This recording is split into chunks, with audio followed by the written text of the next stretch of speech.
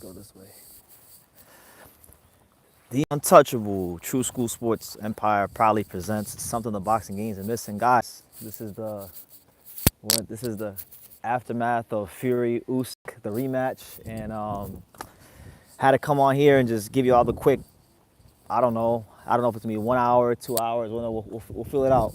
We'll fill out how long the live is, but yeah, I just wanted to come here and just speak my piece about Usyk and Fury. I just dropped the post-fight review video on it, so go check it out and go check out all the other great content here on True School Sports. There's plenty of videos to go watch, all the Japanese content, all that stuff. But listen, Usyk beats Fury. By the way, if you're tuning in, make sure you smash the like button. Let me know how the stream is looking too, cause I'm kind of low. I'm kind of low on data on my Wi-Fi box, so I'm not sure if I use it.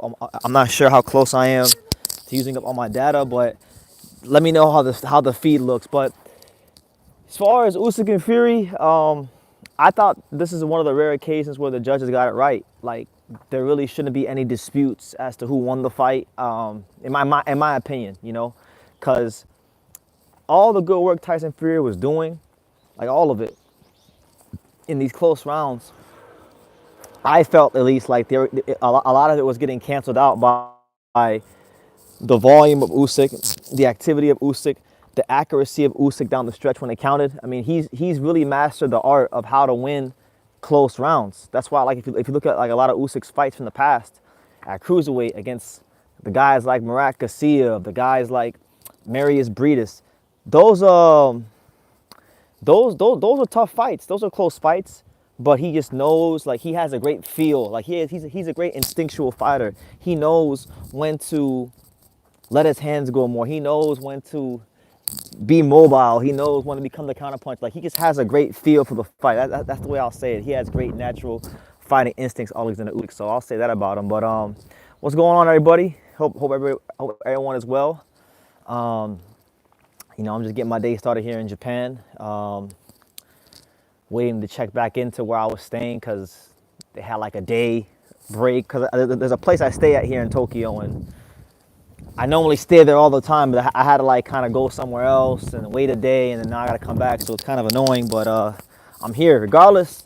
The content's getting made. We're still going live. Look, we're walking up this steep ass hill, so we're getting it done. There's 15 of you here. Make sure you smash that like button and give me your thoughts. I want to know what you guys think. Like, is there anybody out there that thought Fury won? And if so, please let me know why, because I don't think he landed enough punches of consequence to win the fight. I think he didn't drop Usyk. He didn't buckle Usyk really at all. He had him wince a couple of times with those body shots, but like there was no moment where Usyk looked like he was going to get dropped. So I think Fury did the best he could at this stage of his career, trying to maul Usyk, trying to be, the bigger man, holding his feet, but it was to no avail. Usyk is too good, too intelligent, too mentally strong, and he just has the answers. He always has the answers. Shout out to him. Yeah, David Esther. Yes, I am in fact live. For how long? I don't know, because that post-fight review video I did burned up a lot of my data on this box, so I'm kind of pissed off about that. But we're here and we're getting it done. And I'm trying to walk somewhere that has Wi-Fi in case I do run out of data. But yeah, I'm live. You mentioned Moses Itauma. Listen, man, I haven't even made my video about Moses, but let these be my first thoughts on Moses' performance. Moses Itauma, honestly, if you guys want the truth, I know Usyk is the big fight. It's the more historical win. But in my opinion, Moses Itauma, for me, he stole the show. He fought a solid, fringe, world-level contender in Dempsey McKean, a guy that has taken Filip Hrgovic 12 rounds. Made that fight very difficult on Hrgovic. Hrgovic didn't look good in that fight. He stopped McKean in the 12th round, but that's not what Moses did. You know what Moses did? Moses treated this guy like a piece of trash and knocked him out in like, what was it, like a minute and 57 seconds, less than 2 minutes. So I didn't realize it was gonna burn that much data uploading a video, but it was 14 minutes. So it is what it is. But like I was saying, man. Moses Itauma made an amazing statement tonight. Like, I have to look at Moses as a contender. Moses looks every bit the part of a legitimate heavyweight contender. Dempsey McKean is a level fighter, but he's a solid professional, a guy that classify top 30-ish heavyweight in the world, or top 20, lower top 20, because he's been in there with Hergovich and gave him some rounds and Hergovich didn't look great in that fight, and I like you guys don't like Hergovich, but that's being honest. Philip didn't look great in that fight, and Moses did to Dempsey McKean what I wanted Hergovich to do to Dempsey McKean, and so now you have to look at Moses as a top 25 minimum heavyweight in the world. And I would like to see him fight guys like, Guido Vianello next. Guido Vianello. Who else? Guido Vianello. Maybe Jared Anderson if they want to do that fight. I doubt it, but Jared Anderson. Maybe even Kubrat Pulev, because Pulev did capture the WBA regular title, the bullshit version of the title. So maybe, just maybe, if he won that belt, he could win that belt, and then Frank Warren can market Moses Itauma as the youngest heavyweight champion ever, even though he wouldn't technically be a champion. But they do that all the time when these guys win these Reggie belts, these bullshit trinkets. So it wouldn't be any different here. But yeah, hell of a statement by Moses Itauma. I'm very impressed by him. Still want to see him in a fight where he goes some rounds before I'm all the way sold, because you don't know how a prospect's really gonna look until he goes rounds. He hasn't really had a fight where he's went rounds, and that's credit to him. Like, he's doing what he needs to do.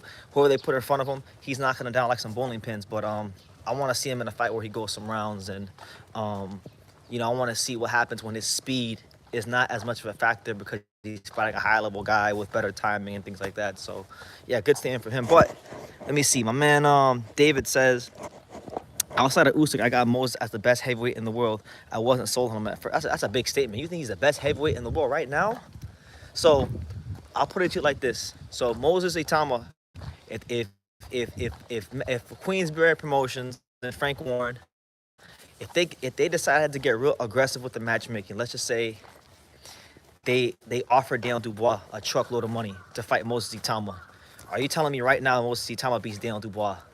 Is that what you're trying to tell me? I'm not. He may listen. If he really is like that and he could do that, then that would really show a lot. But I think that's asking too much, especially considering Daniel Dubois is really improved leaps and bounds as a fighter this year, mentally speaking, confidence-wise, all that stuff. But shout out to everybody here. It's your boy BT, the untouchable True School Sports Empire, on the move in Japan, trying to find a spot with some internet before this box fails me, because it's gonna fail me soon. But yeah, man. What's everybody's thoughts on Usyk Fury? Is there anybody out there that thinks Fury won? Because I haven't seen it yet, because I haven't really went online to see like the reaction to the fight. But I would like to know if there's anybody that think Fury beat Usyk, because I just can't see it. I can't see how he beat him. But I'll say this. I'll tell you all this. I think the Tyson Fury from 2015, the one that fought Klitschko, the more mobile Fury, that guy could have maybe did something with Usyk, because he had the feints, the size, the movement to offset some of that activity that Usyk does have. I think he would have had that version of Fury would have a better chance. But the Sugar Hill version of Fury, that's made it a habit of being 250, 60 plus pounds in weight. And I understand the reasoning behind why he is like that, because that's the way God built his body to fight. 260 plus pounds, I get it. But it just wasn't going to be enough against a guy with this kind of volume. That's just the truth. And hey, I don't think he fought bad. I don't think less of Fury because he lost the Usyk rematch. I think Tyson Fury is still a great heavyweight. I think Fury came into the rematch very detail oriented. I thought Tyson Fury did a great job of when he pulled back out, straight out, he had that right hand ready to catch the overhand left Usyk, and he did that a couple times. So there was tactical adjustments that he made, but the difference in the fight was ultimately the activity, the volume of Usyk. Fury just could not keep up with it enough to win those crucial moments in the close rounds, and that's just the truth. So, yeah. Moses is a special talent. He made that statement. He did. He definitely did. Made a very, very, very, very big statement. And speaking of statements, one statement that was made after the Usyk fight in the post-fight interview was Daniel Dubois calling out Usyk, which to me, it's funny how things have a way of evening themselves out, because a lot of people, myself included, thought Daniel Dubois was screwed royally because he landed. I thought Dubois landed a more than clean body shot on Usyk, and Usyk should have got stopped. It should, I thought Dubois was cheated in Poland, and then, he was psychologically never the same. He could have recovered from that psychologically, and then Usyk took advantage of it and stopped him. But, Dubois has shown what he's worth in the heavyweight division since then, and he's beaten some top guys, and he's gotten better, and Don Charles has mentally matured him as a fighter. So let me take these headphones out because they're not even plugged in. Don Charles has went ahead and pushed the right button. So Dubois, more than ever, I think, is ready for a Usyk fight.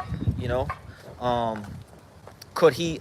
He's still gonna have the same problems he had in the first fight. I think he's gonna have the same problems that every fighter has when they fight Usyk. Is, when the rounds get real close, can you push the pace enough, and can you win those crucial moments in close rounds to beat Usyk?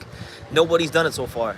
Usyk is always in close fights. It's like, it reminds me of I know not everybody watches hockey, but my favorite team, the Stanley Cup champion Florida Panthers, they're like a defensive type of team. So a lot of games are tight, they're defensive, and a lot of times the other teams think they're in the game. They think they're in the game. But then the Panthers, with guys like Oleksandr Barkov, the best defensive player in hockey, these guys have a way of tightening things up and winning the crucial moments of the game. And it's the same thing with Usyk. He reminds me of the Florida Panthers, but in boxing, because he has his style, he sticks to his style, and he knows how to win crucial moments. So we'll see how it goes, man. Dubois still has to beat Joseph Parker, and that's not even a foregone conclusion, because Joseph Parker has really, in my opinion, I think Joseph Parker has become, I think he's hit his prime. I think Joseph Parker has hit his prime as a fighter. He's one of those guys, we always talk about it. We always talk about it in boxing, like, heavyweights, they generally tend to mature later. Well, he's one of those guys. I feel like he's matured later. He needed a guy like Andy Lee to start pushing the right buttons to get the certain tune out of him. And he's won on a great run, beating guys like Wilder and Zhang. And this is the big one. He wins this fight against Dubois, he's championed again. He beats Dubois, he's fighting for undisputed. In fact, what's crazy about Joseph Parker, I know he didn't beat Joshua, and I know he never fought Fury, and I know that he did beat Wilder, so he kind of like has a interesting record against the big names of his era. But if Parker were to beat Dubois, right? If he were to beat Dubois, that would actually start to give him consideration as maybe the best fighter of it. Like, if not the best fighter of his era, maybe the second best of like that Fury, Joshua, because like he's beaten some guys that these guys haven't beaten, and fought some guys those guys haven't fought.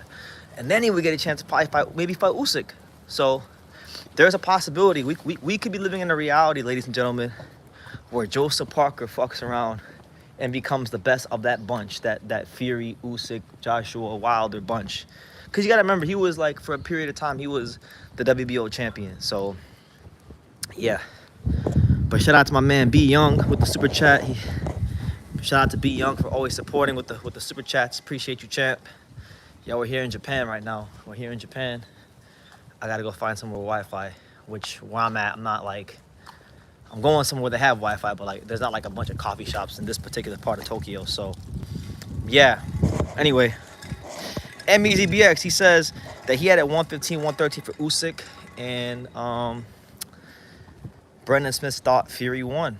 Okay, why do you think Fury won? I would love to hear the reasoning on that one, because I just can't see it. I don't see how Fury won. I don't see why Fury won. I think Fury was just he was doing some good things. He just wasn't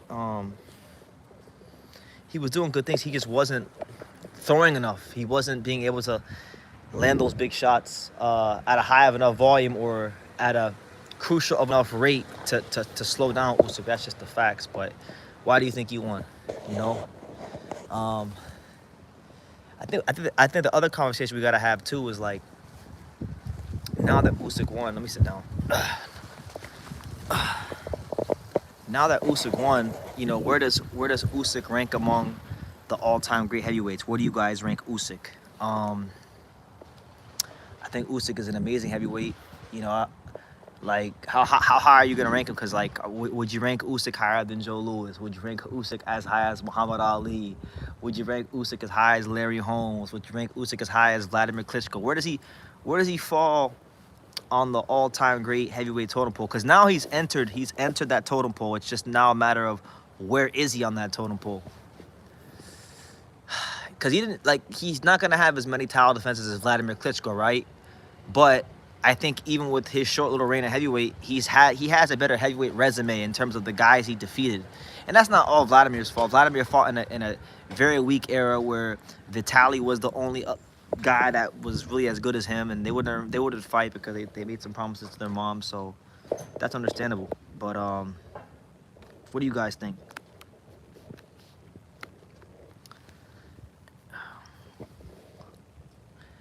All right, guys, give me 1 second. I'm gonna switch the Wi-Fi real quickly because this box is close to running out. So I'm gonna switch, and when I switch, just let me know if the stream still works as good or works as well. Hold on.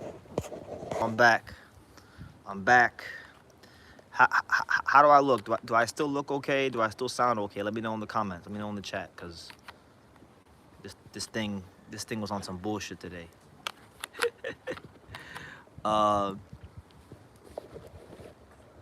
Check 212. It's your boy BT in the place to be. I know Boychuk won, but man, I don't know. He seemed sloppy and off balance. I didn't get a chance to watch Boychuk versus Ismail Davis, so I haven't even seen it. If you see it yet, the whole like Saudi Arabian time is weird, and then you know I'm in Japan, so like that being in Japan will fuck your time zone up no matter where you're at. You know, no matter which time zone you're calculating. But with Saudi Arabian time and then being in Japan, I didn't even realize the fight was like at 7 in the morning, so I missed most of the undercard. I saw Moses and I saw the main event. But he looked sloppy. Boychuk looked sloppy. I mean, it's expected. He had a big fight against Virgil. A lot of people thought that he beat Virgil. They didn't give the fight to Boychuk, and you know, generally speaking, fighters tend to have letdowns in fights after a controversial loss. You know, that's just how it goes. It's part and parcel. It's how it always goes. It's very rare that a fighter can maintain the same level of focus and intensity after an outing like that, and it's human nature to have a letdown. So if he had a letdown, it's not unexpected, but if he got the win, that's all that matters. Usyk didn't look great at all. Like, he wasn't trying. Fury was much better this time around, but he was really fat and slow. Yeah, I mean, well, look, that like I said after the first fight, I think one of the biggest reasons why Fury can't beat Usyk is because I think the difference was activity, the difference was conditioning, the difference was punch output, and the key factors that allow Usyk to have favor in those areas is the way he lives his life. Usyk lives his life in a disciplined manner. Usyk lives his life in a manner that's very goal-oriented towards boxing. You know, he's not out there drinking and blowing up in between fights. You know, he lives that life, and he's very mentally tough. So those combinations was always going to give him that advantage over Tyson Fury, because with him being a naturally smaller man, a natural cruiserweight, he would have to do all the things like that correctly to have a chance to win. Because let's just say if Usyk had the same level of discipline or lack of discipline as Tyson Fury, then Oleksandr Usyk is not going to beat Tyson Fury, because then you know the naturally bigger guy will beat the naturally smaller guy, because the naturally smaller guy did not do the things that he was supposed to do to give himself a chance to win. So, yeah. Brendan Smith says, I had Fury by 2 rounds. I think most people had Usyk winning because they wanted him in superior fantasy, but I thought Usyk lost because Fury counts more for me. So you're doing the same thing. You're projecting. You're doing the same thing that you accuse the other people of. You're getting in your feelings. You can't get in your feelings. I personally had no feelings in this fight. Like I like both fighters. I'm a fan of both fighters, but Like, I just watched the fight. Like, whatever happened, happened. And I was scoring round by round, and I had the same scorecards the judges had. I had a 116, 112 Usyk. Usyk in a competitive high-level fight where there was a lot of adjustments made, and there was a case for Fury to win some of these swing rounds, but I just thought he was losing a lot of the swing rounds because Usyk was the busier guy, and that's just what it is. So we'll see what happens. Honestly, with Fury, as far as like what he has left in his career, because I want to talk about that for a little bit. Obviously, he can't be Usyk, right? And he's already fought Wilder 3 times. So the only fight for me, if he's gonna box, he should really only have one more fight. And it's the same. And I think that fight should be Anthony Joshua. I feel like Anthony Joshua and Tyson Fury, they owe it to the British public. They owe it to the British public to give them the fight that they've been wanting for the longest time. Now, the question is, can the British boxing economy afford Tyson Fury and Joshua? Because everything has been getting financed by Turki Al-Sheikh, and we know that the agenda is for Turki Al-Sheikh to promote Saudi Arabia. That's his job. That's literally his job. His job is to put on big sporting events to draw attention to Saudi Arabia. So I don't know if they'll be able to fight in the UK, but I think in a fair, perfect, and just world, I think you should have Joshua versus Fury in the UK. This should be the last farewell fight, a goodbye treat for the great British boxing fans that really had done a great job of helping keep the sport alive over the years. I think those guys, it's their response. It's not even so much that they owe anybody, because nobody owes anybody anything in this world. But I just think they have a responsibility, not just to boxing, but more particularly boxing in the UK, to deliver that fight for the British fans in the UK, not in Saudi. Saudi's gonna have enough big fights. Saudi's gonna have enough big events. That one needs to be at Wembley Stadium. All right, 100,000 plus, Wembley Stadium. Let's do it properly, and then whoever wins, this would be like the heavyweight version of Amir Khan versus Kell Brook. We know we're getting it too late. It doesn't mean what it once did, but it's still gonna be exciting. So why not tune in? It'll be a fun night out. So I would like that. I would like that to be Tyson Fury's last fight. And Joshua kind of is in a great position because he has both those fights. He has the Wilder fight, which people still want to see, and he has the Fury fight that people still want to see. So he can go out with either one of those two.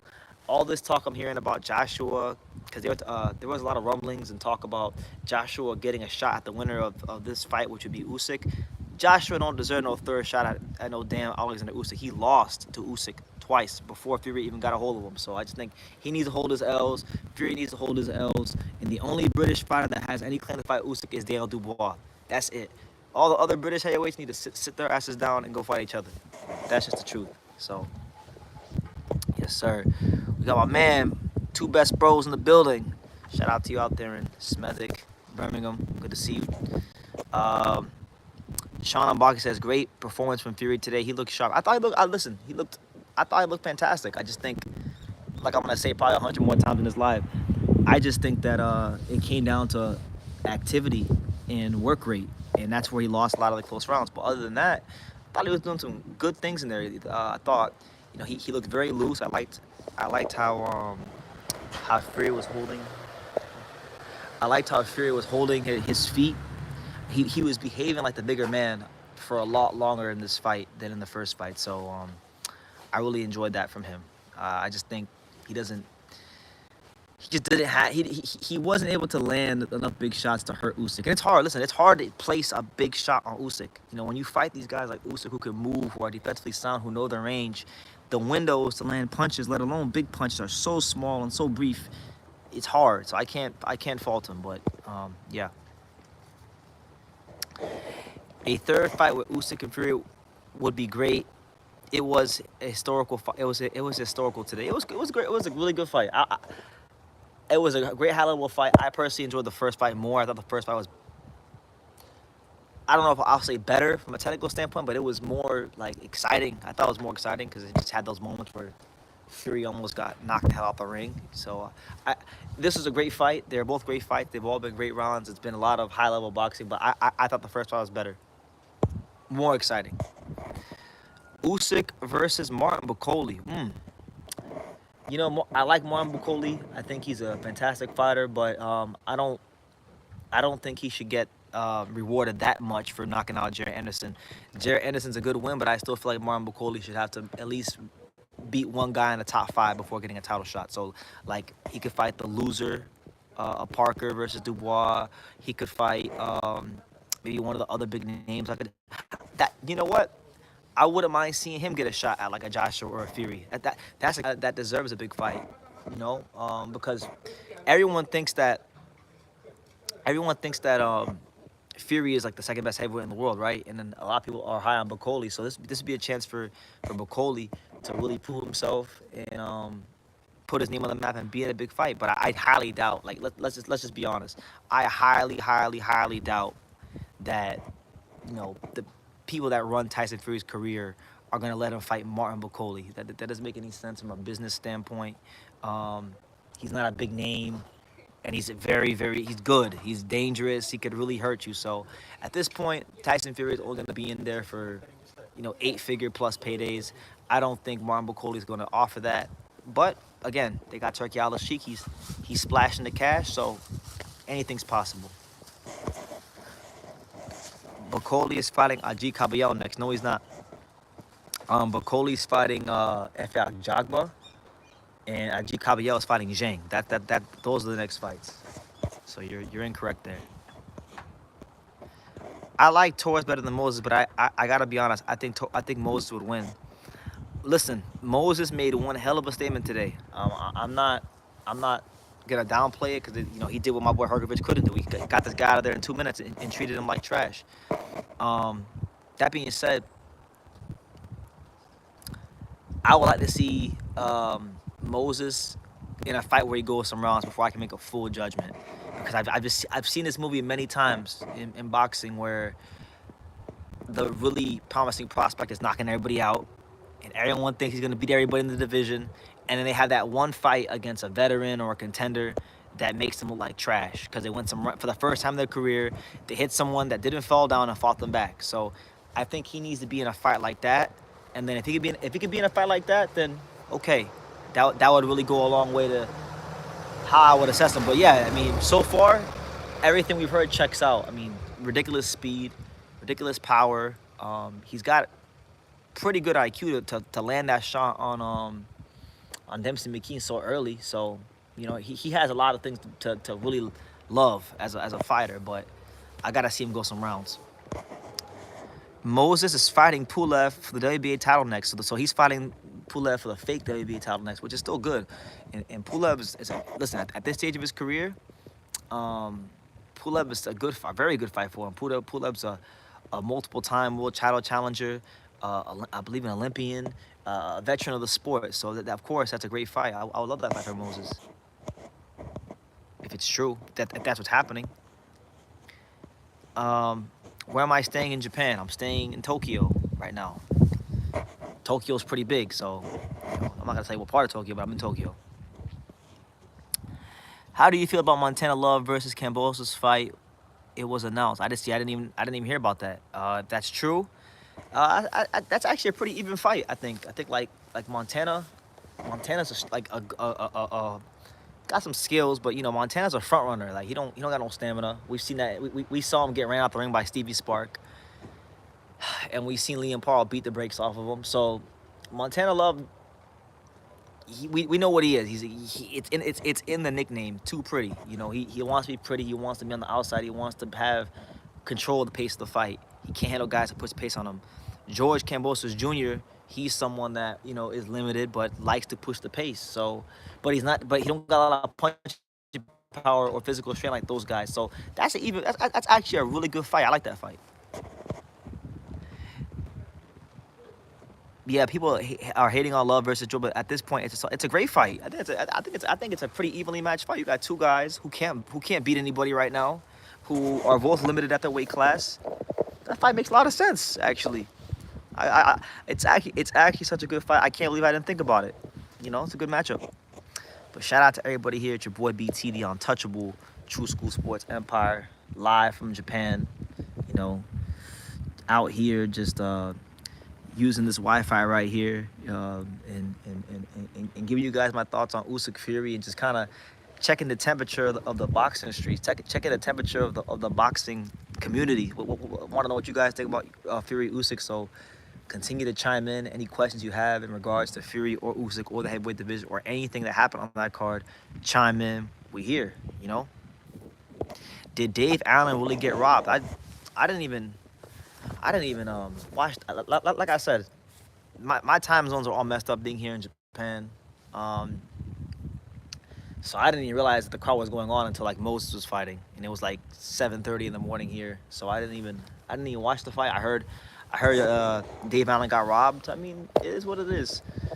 Dave Allen got robbed in the ring, but Dave Allen's been robbing the sport for years, stealing a living, straight up stealing a living, not coming into shape for fights, not taking the sport serious. So I mean, boxing's honest, man. Boxing, the business isn't honest, but boxing in the ring is very honest. Yeah, he got robbed on the scorecards, but he's been robbing a living from the sport for years, not taking it serious. Yo, BT, you should date them Japanese girls. There's some baddies over there. Yeah, there are. There definitely are.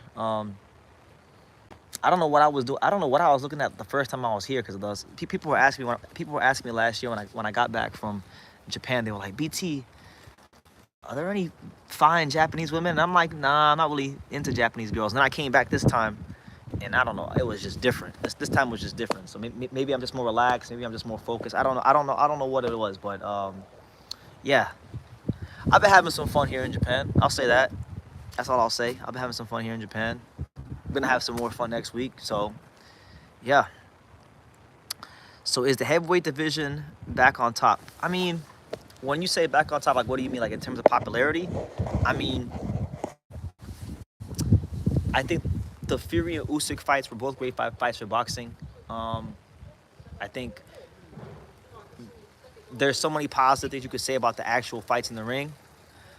But as far as the division being back I don't want to get into it, because this is not the live for this. But I always think that, and this is the kindest way I can say it. This is the most polite way I can say it. I always think that when you have fights in Saudi Arabia on DAZN, I always think the reach is only going to be but so far. You're only going to reach mostly the hardcore boxing fans. You're not going to really reach beyond that. And as much as it may, you guys may not like to hear this, Gervonta Davis versus Lamont Roach is probably going to sell more and draw more attention to boxing than even this fight. Just being honest. And that's ridiculous. That's ridiculous, because that's not even really a good fight. That's a cherry pick. But it's in the entertainment capital of the world, and it has a fighter that sells in the entertainment capital of the world, and that's just the truth. And people don't like to hear it, but it's just the truth. So I say that only to say, the division is back in the sense of, yes, there's been a lot of great competitive fights, and a lot of the top 10 and top 15 guys have been active, and that's probably one of the best things I can say about Turkey, is that he's done a great job putting the heavyweights back in order. But in my opinion, I don't think these Saudi cards are gonna have the reach that people think it does. Tank versus Roach is only talked about in the USA. That's a pretty damn big country to be talked about in, so that's okay. If you could pick one country that you want to be talked about in, and that'd probably be one of the top ones, the one with one of the highest populations, the one with the entertainment capital of the world. That's not a bad one to be talked about in, if that's the case. By the way, just so you know, that's not correct what you said, because people love to say, oh, well, people in the U.S. only care about Tank. That's not true. If you go to Japan, which I'm in Japan right now, and I've gone since last year, I've probably gone to like what, almost like 7 or 8 boxing gyms all across Japan. Not just Tokyo, but like West Japan and the islands, Kyoto, Osaka, Nagoya, all parts of Japan. And the one question I ask every fighter, pros and amateurs, I always ask them, what American fighters are you a fan of? And one of the first names I always hear from the Japanese is Gervonta Davis. Gervonta Davis, Terrence Crawford. Those are like the 2 names you always hear in Japan, as far as like who do the Japanese people like. So you're wrong. People who say that are wrong, and they're just saying that to hate on Tank. And I'm not even no Tank Davis dick rider. I'm not like, I just call it how it is. Like Gervonta Davis is a big star, and that's what it is. He's a huge star. People hate that about Tank. They hate that he's a big star. They hate that he sells tickets, and they hate that he's able to be that and not fight great competition. But they only say, oh, he's only talked about in the States to make themselves feel better about the fact that what I'm telling you is the truth. I live in Asia too. No people ever mention Tank fights. AJ versus Dan Dubois, Fury versus Usyk, Paul versus Tyson have traction. Okay. Oh, AJ versus Dan Dubois. Okay. I'm just telling you my experience. You live in Asia. I just visit Asia. I'm just telling you my limited experience, Sean. So Paul versus Tyson. I know. Last year when I came to Japan in May last year, and I would go to boxing gyms and talk to people. They would all talk about Ryan Garcia versus Tank Davis. That was a talked about fight. That fight moved the needle. That fight did great on pay-per-view. So they don't mention Canelo in Japan. I mean, I'm sure they do, but I haven't really heard his name too much. Canelo's not a name. Like when I go to gyms and I ask fighters who's your favorite fighter, I never hear none of them say Canelo. It's always Terrence Crawford or Tank. Or like sometimes they don't even realize that like certain fighters are not from America. So like a lot of them have said Lomachenko. Like I asked Ken Shiro last year, who's your favorite American boxer? He said Ken Shiro. I interviewed Sego Yuriakoi a couple weeks ago about who was American, and I asked him who was your favorite American fighter. He said Oleksandr Arguello. So sometimes they don't even realize that some of these guys are not even American. They don't even know. They just saying names that are not Japanese. So take that for what it's worth. Is Floyd Mayweather still talked about at all? He is. Yes. In fact, yesterday I went to go visit. Yesterday I went to two boxing gyms here in Tokyo. Yesterday I went to Watanabe Boxing Gym and I went to JB Sports Boxing Gym. So at Watanabe Boxing Gym, that's the gym where Hiroto Kaiguchi trains. That's where like the Shigioka brothers train. It's a very famous gym here in Japan. It's probably one of the most prestigious gyms here in Japan. Takashi Uchiyama used to train there. I was there yesterday and they had this one kid there, this like 108-pound kid, light flyweight. But the kid, like I forgot his name right now, but the kid hits like a truck. I mean, the kid hit. I have a video of him. I'll post it here soon. But like the kid hits like a truck, and the one thing the kid kept saying when he was hitting the bag was, "I'm Mayweather."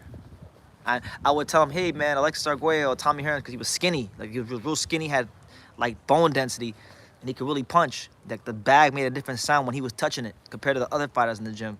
And I would say, "Yeah, Oleksandr Arguello, Tommy Hearns," and he probably didn't even know who those guys were because he was a young kid. He said, "I'm Mayweather," and he wasn't even like a.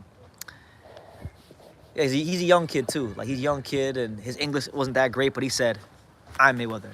So, in that regard, yes, Floyd is still talked about. Who's that dude from Russia who was 11-0 AKOs who fights at 130? He's Lamar Roach's mandatory. Do you think Roach would even beat him? So, you're talking about Albert Batar Gaziev. I think that's his name. I made a video about him in 2022 when I was doing my prospect review videos. He's good. If I'm not mistaken, I believe he either won a medal in the Olympics or he won an AIBA World Championship. It was one of those two. Good. I believe he's a southpaw, if I remember correctly. I have to go back and watch him. I haven't watched like his recent fights. I believe I could be wrong, but I believe he fought Jonah Carroll recently, but I didn't get a chance to watch that fight. So I can't really say, but I would say that I would probably say it's a pick'em fight. I would say it's a pick'em fight, and I'm only saying that because I haven't watched Albert fight recently. So take what I'm saying with a huge grain of salt. But what I really want to know is this: what I really want to know is why did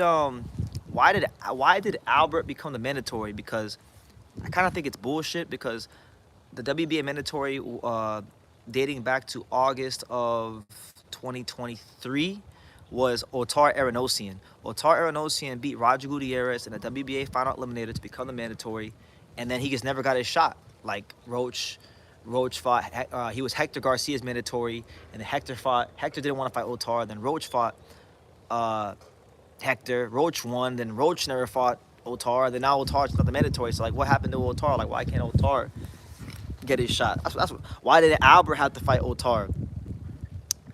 Man, the WBA is so lucky that I didn't go to the convention this year. Because last year when I went to the convention, I raised a lot of hell when I was there last year. I was pressing Gilberto Mendoza last year. They were scared of BT last year.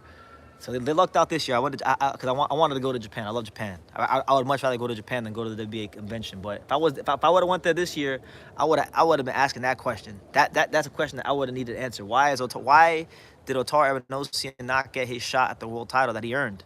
You know, did he duck the fight? Did he turn it down? I mean, I don't know. I'm trying to figure that out myself. Why did he not get the title shot? He beat Roger Gutierrez, who's a legitimate fighter. Yeah.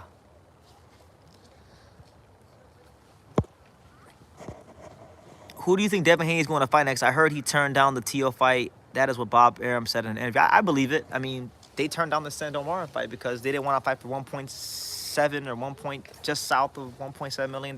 So it's very believable that he didn't fight. He ducked the Tio fight. I think Devin. Honestly, I just made a video about Devin Haney. No, I don't like talking about Devin Haney because I have a huge. I don't have any problem with Devin. I think Devin's a cool fighter. I love Bill Haney. Bill Haney is the man, but his fan base is fucking ridiculous, and they make me not like Devin Haney sometimes. So I don't like talking about Devin, but I think Devin should. I think Devin should go to welterweight if he's not gonna fight Sandor Martin or Richardson Hitchens, the kind of fighters I think he needs to fight coming out of a big fight where he lost and got his ass whooped. I think he should go to 147. Go to a weight class that's thin. Go to a weight class that's a glamour division. Go to a weight class that's in need of some star power. Go to a weight class where you won't have to cut as much weight and you can retain more of your power and your strength and not be as sluggish going into your fights. And yeah, if Devin Haney was really like that, like if he was really what they say he was, he would have been welterweight already and try to fight Jerron Ennis. And I think that's a fight that could have been made. I think Jerron. And maybe I'm wrong about this too, because Jerron Ennis just continues to piss me off by the day with the way his career is being moved. But that's not a fight I think Jerron Ennis would duck. Or maybe he would. He's been ducking everything else. He's been ducking hella fades. So who knows? Oh, shout out to Pops with the super chat. He says, keep grinding. Happy holidays to everyone from Pops. Yes, shout out to Pops. And yes, I'm looking forward to 2025. At some point in 2025, guys, I don't know when, but at some point in 2025, you guys can expect to see Pops on the lives a lot more. So I'm sure a lot of people would love to see Pops on the lives. He definitely makes these things really entertaining, and time goes by extra fast when Pops is here. By the way, Pops, did you watch the Usyk fight versus Fury? And if you did watch the Usyk fight versus Fury, what did you think of it? Who did you have winning? Leave your comments down below if you can. And honestly, guys, with that being said, as far as this fight happening, I mean, we only have one big fight left on the boxing calendar, and that'll be New Year's Eve here in Japan. It'll be Ioka versus Puma Martinez. So, basically, effectively speaking, the year for boxing is over.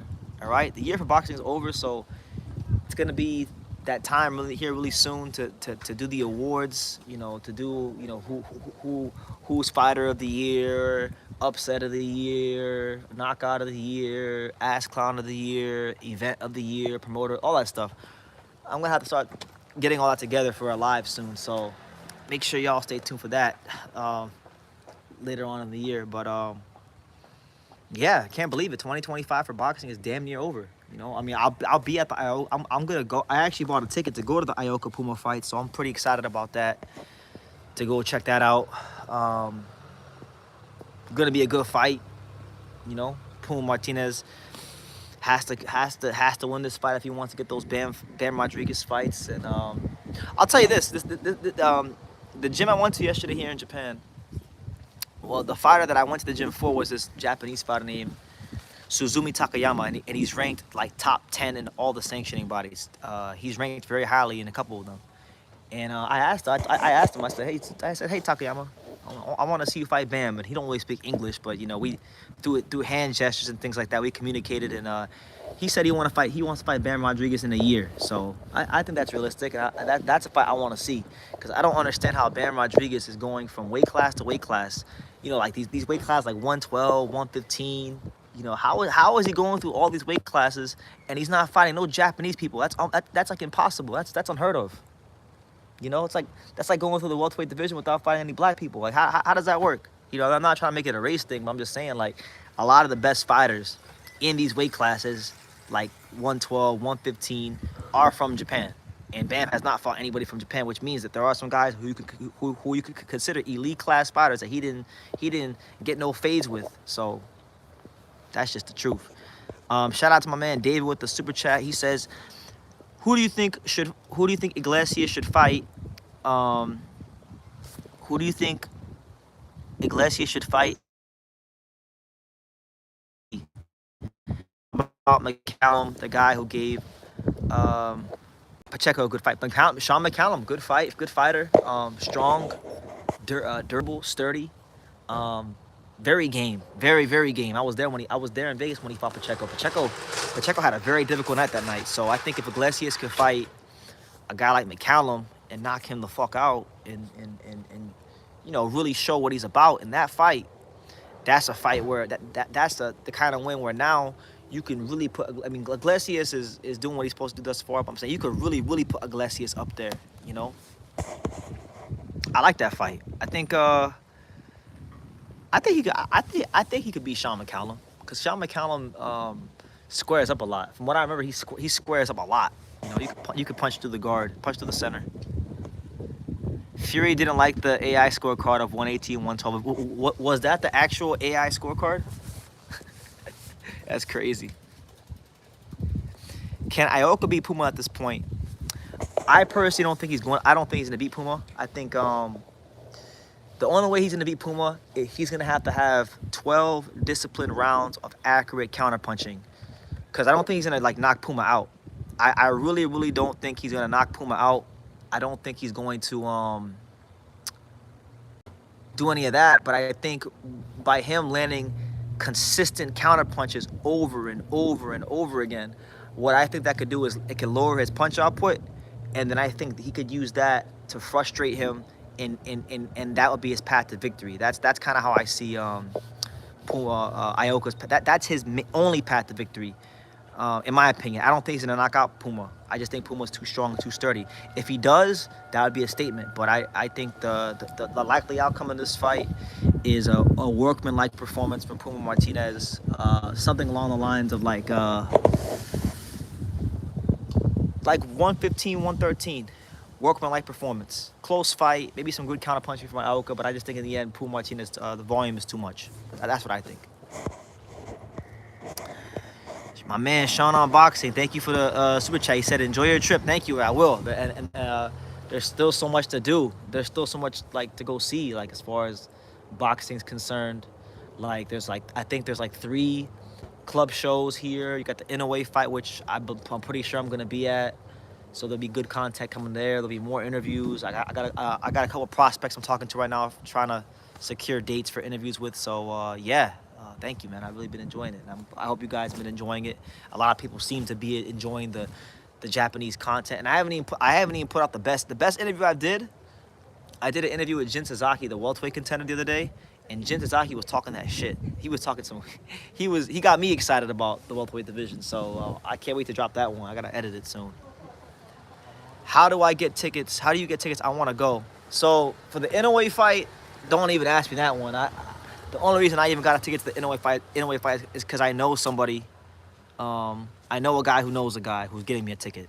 You know, that one was tough. You know, and I'm not even like that one is tough because from my understanding, they have from what I've been told, they have multiple lotteries here in Japan for the Inoue fights. So they have like I think 2 or 3 lotteries for the fights. You have to actually enter the lottery and win. Then once you enter and win, you can go ahead and purchase from there. That's what I've been told, but I haven't actually gone through that process myself, so I'm just telling you what I've heard. I don't know myself. I'm only going because I know someone who's getting me who has a ticket for me. That's it. You know, that's it. So, but Ioka and Martinez, Ioka and Martinez was a little simpler because it's not as big of a fight. There's no lottery, so you can buy the ticket outright. But the only thing is you need to have a Japanese address because eventually when you go to buy a ticket, they're going to go they're gonna ask you for a Japanese address. So I used like my friend's address in Japan to get my ticket, and then um, yeah, then they send you like an email, and then you can go to like one of these like convenience stores like 7-Eleven or Family Mart, and then you can go to the copy machine and print your tickets out. So that's how I went about it for that fight. But in a way, is like anything with him in Japan is it's always more complicated. Like going to his fights is more complicated. Trying to interview him is a little more complicated. It's everything because he's such a big star here. You know, he's so mainstream. Like the other day, yesterday, when I was taking the train, I was going from one station to the next, and literally, I saw like on the buses, like the bus stops, they have ads on like every bus stop in Tokyo for Inoue Goodman. So you can just walk the streets of Tokyo and you will see ads damn near everywhere in any big part, in any big metropolitan area of Tokyo, like Shibuya, like Shinjuku, like Gotanda, these places of Tokyo where a lot of people frequent and travel. You're gonna see Inoue Goodman ads. He's very mainstream here. So, and the crazy thing is like I can't even. I try to explain to people how big he is in Japan, and it still wouldn't do it justice. Like, even if I tried, it still wouldn't do it like all the way justice. And I know it's funny now. Like now, if y'all still want to talk about Inoue Fury, if you got any questions about those guys in the heavyweight fight, you could ask away. But now we're in that part of the live now where we can just talk about whatever. And I'm not even sure how long this live's gonna be because I got time to kill. I got time to kill right now, so I might just fuck around and just kill time. Take questions. Y'all can ask whatever y'all want. Anything box related, anything non-box related. I don't even care. We gotta kill time. Tycho TV in the building. What's up, champ? Good to see you. David Esther says Munguia was a hype job. I mean, yeah, definitely. I've always thought Munguia. I've never really thought highly of Munguia. I thought he was getting better, but I still never thought the world of him. He's been the most, for all the talk in boxing of like Gervonta Davis being manufactured and protected. And by the way, he's a very protected fighter. He's been a very protected fighter in his career. Even though I like Tank and he does what he's supposed to do and he gets these knockouts and I love going to his fights, he has been very protected. Two things can be true, right? But Munguia doesn't even have the ability of a Tank. Let's just be real. He don't have the ability or the talent of a Gervonta Davis. So he's been extra protected. And they were whatchamacallit? They were trying to protect him some more against what's his name? Bruno Suras. And that went wrong. That went horribly wrong for him. So, he was never hyped. He was a champion that no one talked about. Munguia? I get what you're saying, Sean. Like, he wasn't like Canelo popular or anything like that. But maybe it's because I'm in the States, so you're in, I think, Taiwan. There's no hype where you're at, but in the States, oh my God. On the West Coast, oh my God. Munguia, he's got because a lot of Mexicans on the West Coast, so it's like he had a little bit of hype on the West Coast. He did. He was selling tickets, so that regard, for me, he was a hype job. Tank is worse though because more is expected of him. Possibly. Yeah, I mean, well, Tank's 30 too. He's 30 as well. He's 30 years old. He's been. We're like 10 plus years into his career, and there's a legitimate case to be made that the best win of his career is a somewhat maybe in his prime Jose Pedraza, which Jose Pedraza is not any solar system close to the Hall of Fame. Like, that ain't no all-time great win to speak of. So it's like. They've both been overhyped for different reasons. There's reasons to criticize them. There's different reasons to criticize them. I'm not really too. I've just never been big on Munguia because at least when Tank beat Pedraza, it was in Pedraza's actual weight class. When Munguia beat Saddam Ali, Saddam Ali, he won the title at 154, but he was a blown up 154 pounder. That beat another blown up 154 pounder, and Munguia never fought anybody who was his actual size for a world title. He never fought, like when he was at middleweight, he was the WBO #1 contender for years and never tried to, like, Golden Boy Promotions never really put the onus on trying to fight Demetrius Andrade, and then even when Andrade wasn't there no more and vacated, he was ordered to fight Johnny Beck in an interim bout. He didn't want to go that route.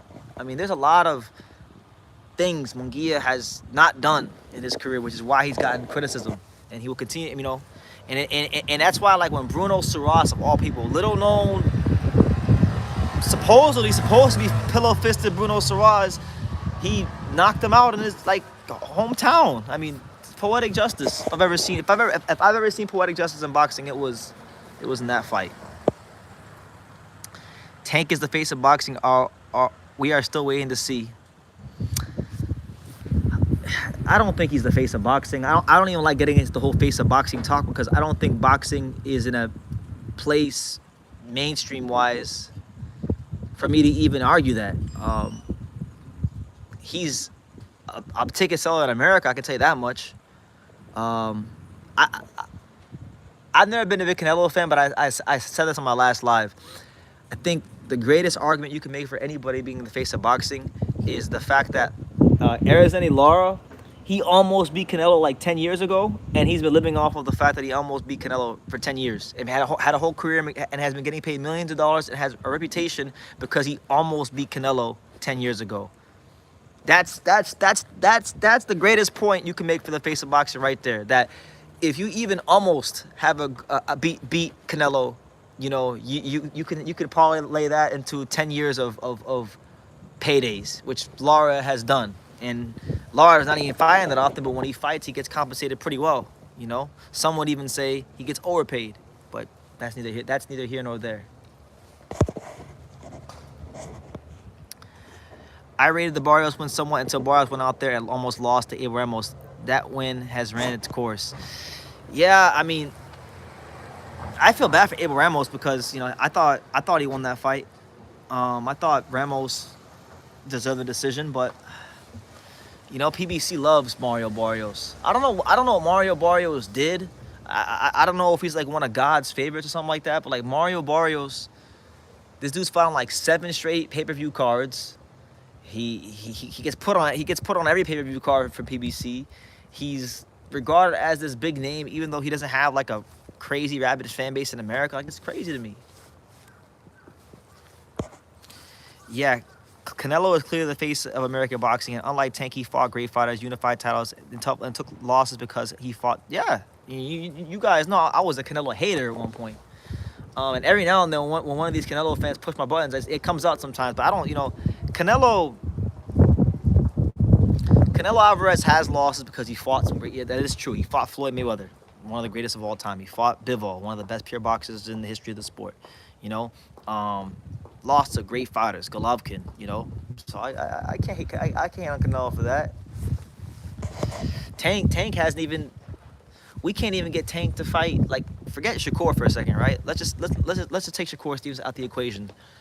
If Keyshawn Davis beats Dennis Baranchik next, would Tank even fight a green Keyshawn Davis, who I still think would have a great chance to beat Tank, because he can actually back Tank up and he throws combinations and he'll give Tank some shit to worry about. But forget Shakur.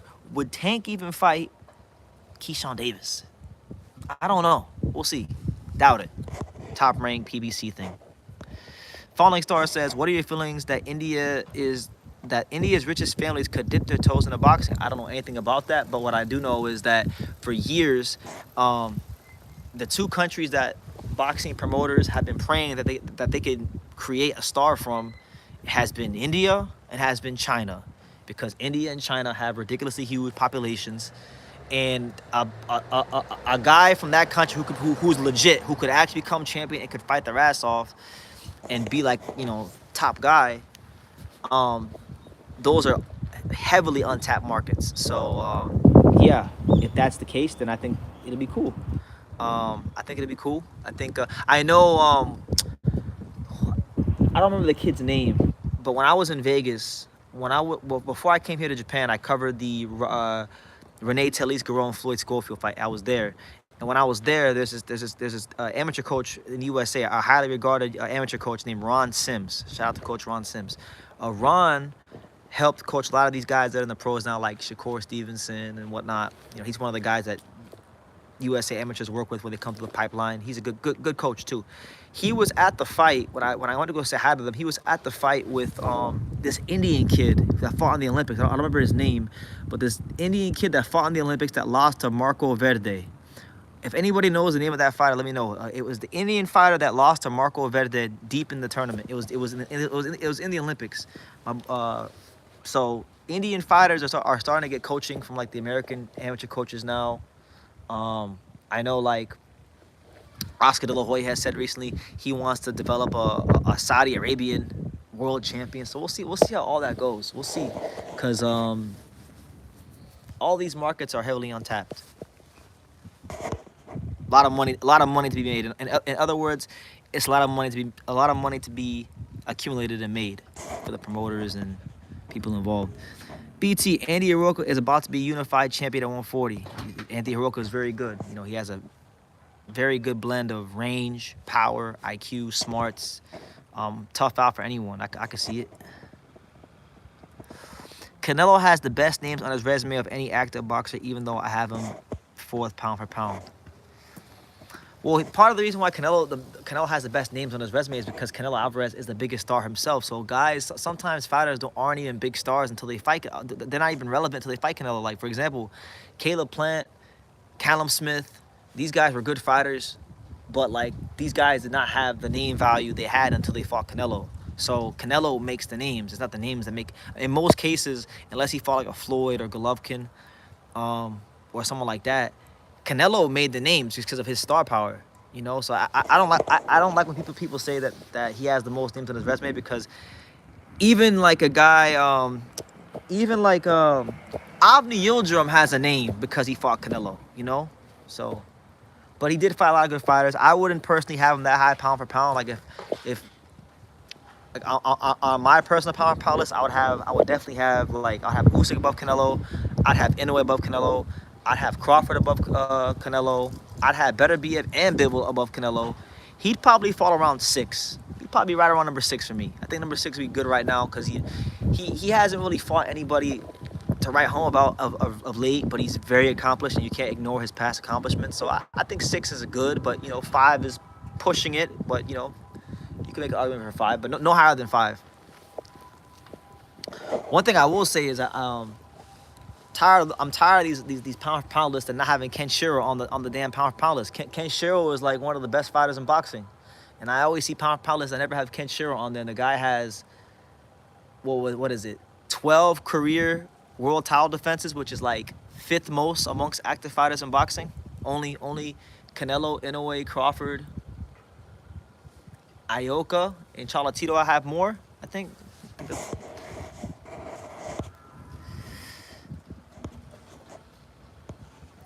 yeah, you could argue Beterbiev and Bivol are higher pound for pound. To me, Bivol and Beterbiev should not be an argument at all, actually. Beterbiev has a, like 98 or 95, whatever it is, knockout percent ratio. He's the undisputed champion. He beat the guy that Canelo couldn't beat. Canelo got outclassed by Bivol. Like, I can't put Canelo above Bivol and Beterbiev. I think they're greater than him. And that's not a knock on him. I think like in recent years, those guys have proven, whether directly or indirectly, to be better than him. So you can't put Canelo above him unless you're basing everything off of past achievements. And then if that's the case, Canelo should just be number 2 or number 1, you know? Usyk, Bud, Inoue, Beterbiev, Bivol, Canelo, Tank, Bam, Junto, Shakur. That's your pound for pound list. So you have Tank on yours. Wow, okay. I'm not even sure I would have Tank on mine, because mine, like, if I had a pound for pound list, but I haven't updated it like in 2 or 3 months. But like my pound for pound list, I would have Usyk 1. I'd probably have. Can you guys see me? Let me know if you guys see me. Let me know if we're good on this chat before I get back to my. Okay. What I was saying is I would have Canelo 6, right? All right. I'd have Canelo 6. I would have Ken Shiro 7, because I think Ken Shiro, people aren't they're not taking into account how, like, he won his first world title in 2017, and then he's had over the course of his career 12 defenses, and then the only guy he lost to, which was Masamichi Ibuki, he avenged that loss by knockout. So nobody that's ever fought Ken Shiro has ever gotten one over on him. He's avenged every loss. He's been every man that stepped into the ring with Kenshiro, he defeated them. So he should be 7. I would actually have Junto 8 just because he's doing great things scaling weight classes, but he hasn't had the longevity of a Kenshiro. I would have Shakur 9, and then I'd probably have like oh, hold on, then I forgot Bam. I'd probably say Bam would probably be no. Okay, so Bam would be like 8. Bam would be 8, and then Junto would be 9, and then Tank would be 10. Tank would be my number 10. So it would be my pound list would be Usyk, Inoue, Beterbiev, Crawford, Bivol, Canelo, Kenshiro. And I said 8 would be Bam, 9 would be Junto, and then 10 would be Shakur. Or 10 would be Tank. 10 would be Tank. So that'd be my pound list.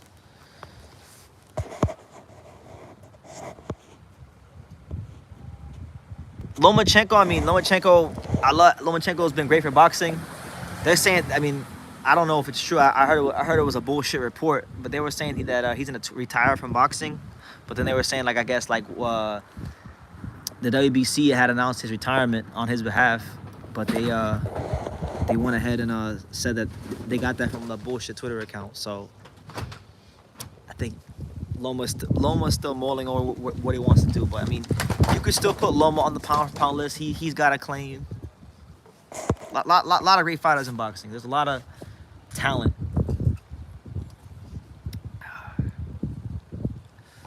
Yeah, it's your boy BT, the untouchable True School Sports Empire. Just killing time, talking to the boxing fans.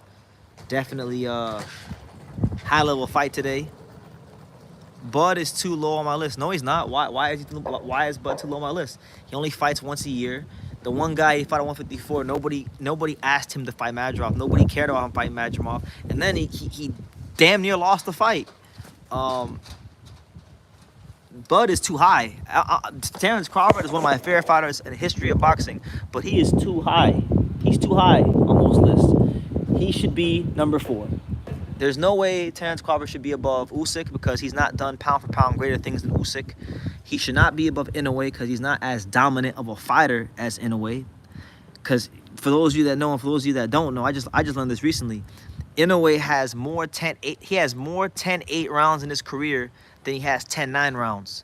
So he hasn't been more dominant than Inoue.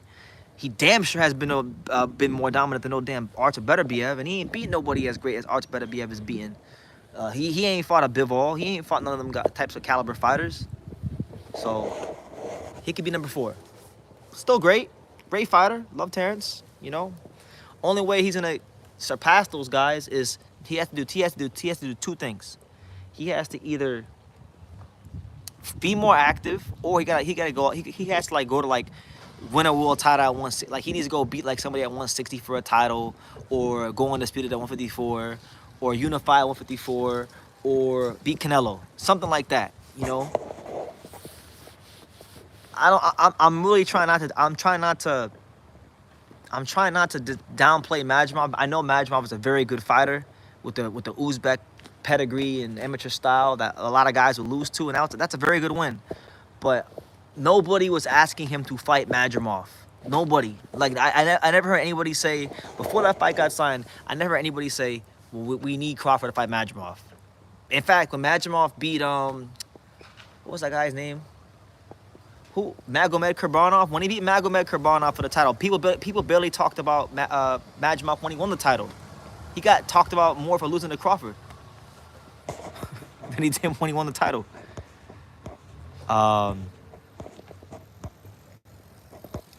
Apparently, Bachram versus Bud is next. That's what I keep hearing.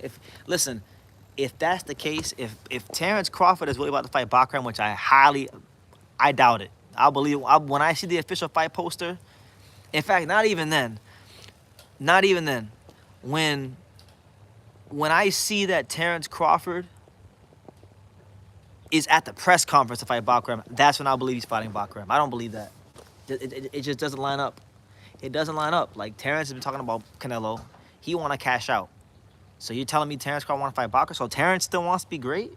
Because if that's the case, if Terrence still wants to be great and he wants to fight the higher risk, low reward, dangerous, Russian Chechnyan dude with bricks in his hands, then I'm all for it. Then that would be great because I'm tired of talking nonsense about Terrence Crawford. I love Terrence Crawford. I want to talk good about Terrence Crawford. He's one of my favorite fighters, but he's been pissing me off since he beat Spence. The way he's been moving and stuff. Who the hell is on Inoue's resume? Beterbiev dominated one division and his resume is not impressive. Y'all got real disrespect. Who is on Inoue's resume? I don't know. Nonito Donaire, a future Hall of Famer. We can start there. Donaire himself is like 15 times more accomplished than everyone on Terrence Crawford's resume. We'll start there with Donaire.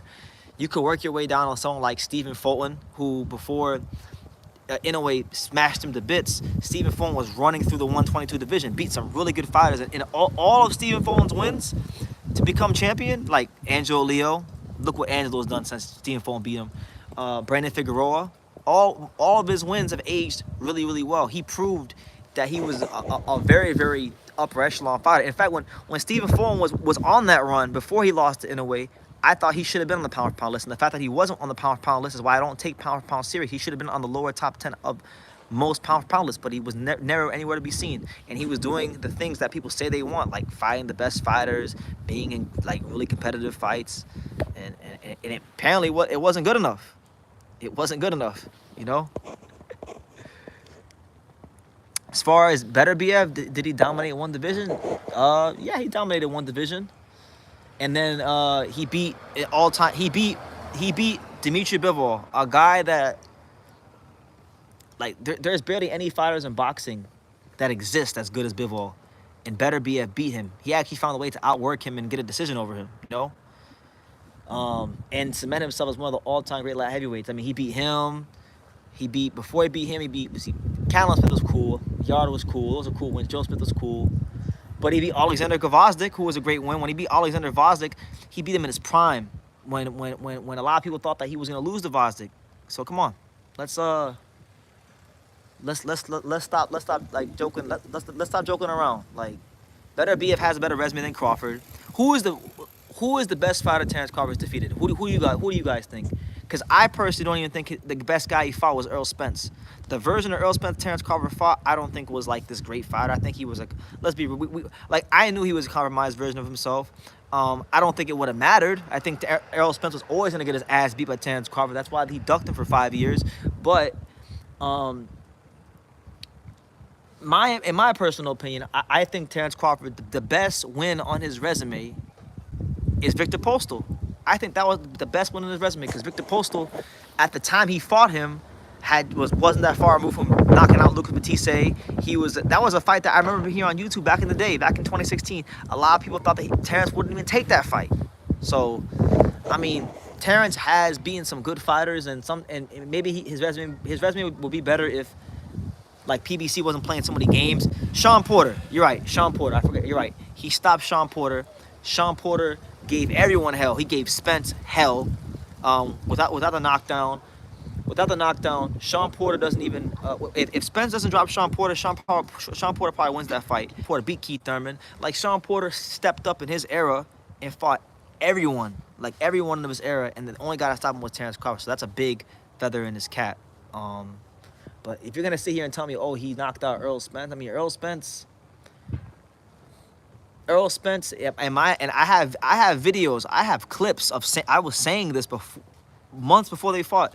When he fought Errol Spence, in my eyes, at that moment in time, Errol Spence wasn't even the first or second best welterweight anymore. He was the third best welterweight. The best welterweight was two best welterweights at the time. Terrence Crawford fought Errol Spence was Jerron Anderson to Terrence Crawford, and that's not that might sound crazy because he had all the belts, but that's something that I was saying even back then. I was saying that. I remember there was one live in particular where I was literally screaming at the top of my lungs that Jerron Ennis and Terrence Crawford are the two best welterweights, and Errol Spence is number 3. And this is when Errol had the belts but still undefeated, because I was saying that Terrence is gonna beat the dog shit out of Errol. Boots is the most avoided man in boxing. No, he's not. That used to have some legs. That used to be true. He's turned down too many fights, and there's been too many mishaps with his career for us to say that he's the most avoided man in boxing. That's definitely not true anymore. That has been true for about a solid year now.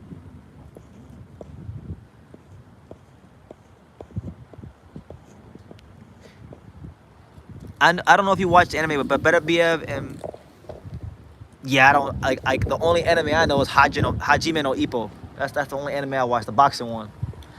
And crazy enough, one of the boxing gyms I went to yesterday, I went last night, is this gym in Japan called JB Sports Boxing Gym, and it's a real boxing gym, and it's literally modeled after the Kamogawa boxing gym in the show, like in the Hajime no Ippo show.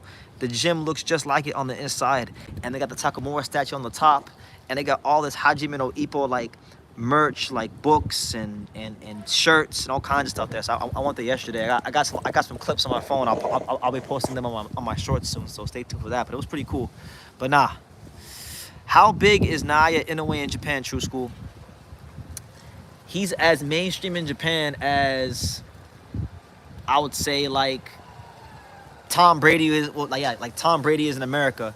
When you walk any metropolitan part of Tokyo, which I'm in Tokyo right now.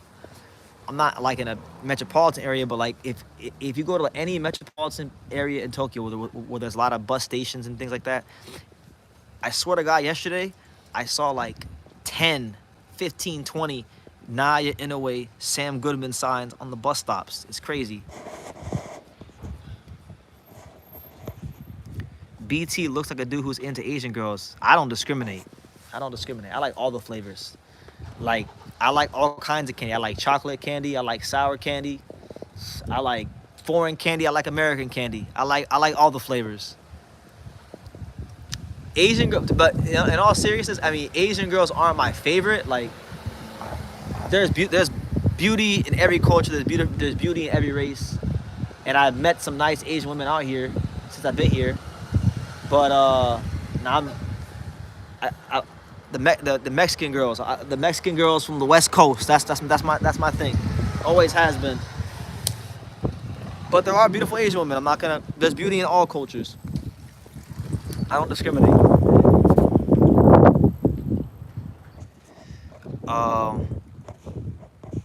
Eddie Hearn is failing Boots as a promoter so far. I don't know. To be honest, like I don't know if it's really Eddie Hearn. Like I know people are gonna blame Eddie Hearn. I can't say it's Eddie Hearn. I can't.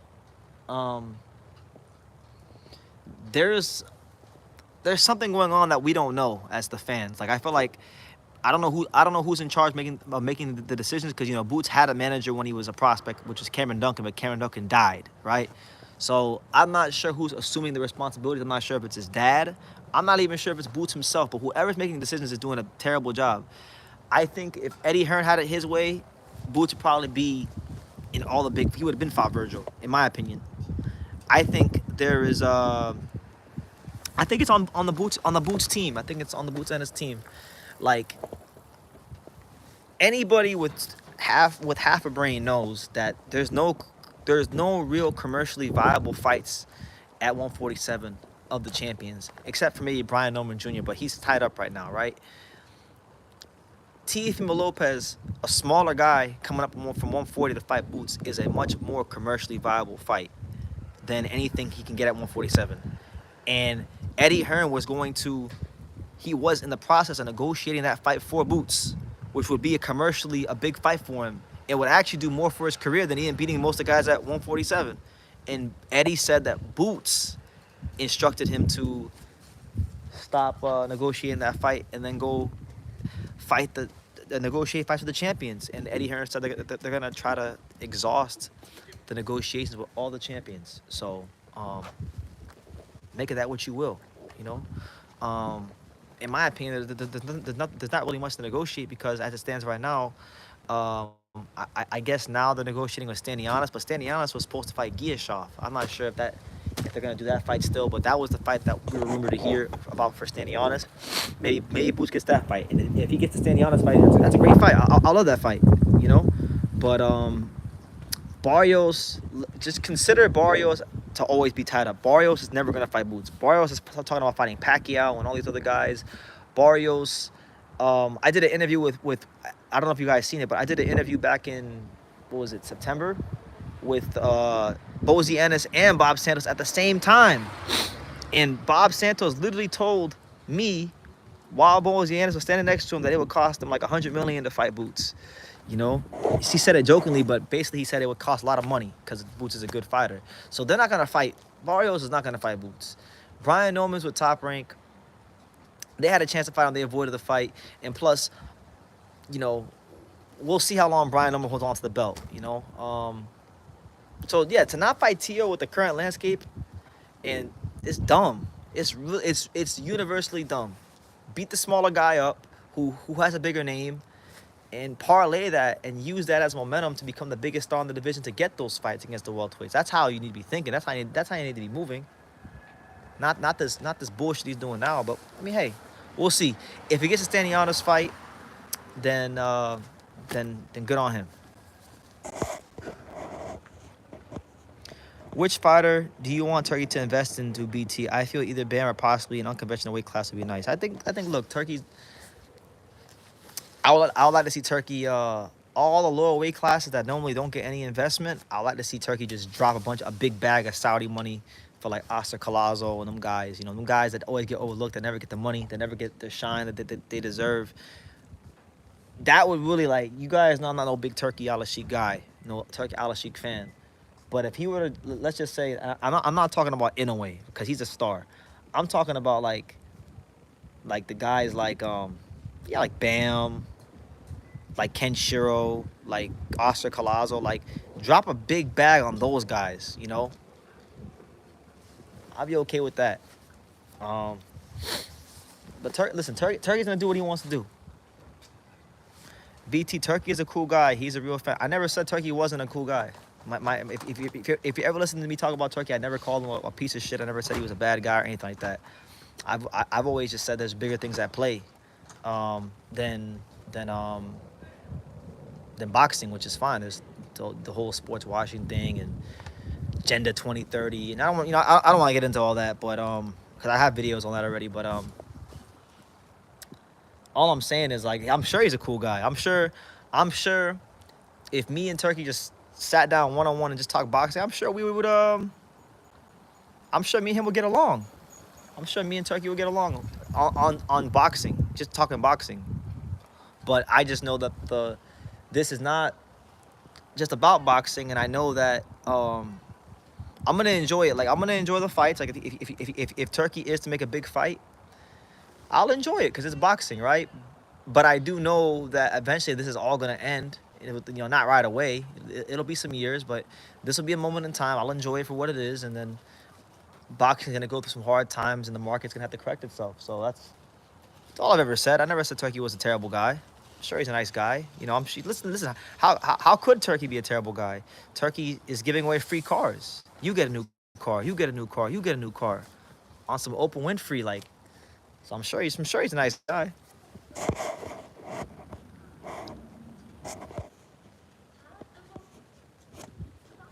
Only people that will criticize Boots are hardcores. If he turns down both, he will look worse. Yeah, like well, Sean's funny. He says, "Will you hold his hand?" Absolutely not. I'm not holding no man's hand. I don't give a damn how much money they got. We have some damn morals and some principles. Pops didn't raise no sucker. I don't hold another man's hand. We hold the hands of beautiful, high caliber women. That's the only thing we hold around here. That and my nuts. That's it. Nothing else. And this phone to go live and talk to the fine viewers of True School Sports, like talk to guys like Sean, good old Sean Newton, you know. I hope Turkey does this in boxing to pay all the championship fees for the promoter so we can get more championship fights frequently. I mean, if he keeps going, if he keeps going how he's going, because the way he's going, the way it's going, he may fuck around and just buy all the sanctioning bodies, you know. He may just buy all the sanctioning bodies, and then just have one super sanctioning bodies, and then he could hold Mauricio Suleiman's hand on one side, and then he could hold Gilberto Mendoza's hand on the other side. And there you go. We could all be happy and sing Kumbaya and get it on the campfire and make a bunch of s'mores. You know? He would grab you by the hand. I would if not just Turkey, but if any man on some weirdo shit grabbing by the hand, they're gonna catch these hands. And that's on general principle. Do you think Angelo Leo beats everyone currently at featherweight? Because I think I would favor him over everybody at 126. Of the champions, yes. I think all the guys at featherweight who hold the belt, he would beat them. The hardest guy of the champions, I think, would probably be if Brandon Figueroa were to come out of the fight against Stephen Foreign. I think he'd be the hardest, just because of his combination of size and work rate. I would say he's a tough out. I still think Angelo beat him for other reasons, you know, but his physicality is going to be something to overcome.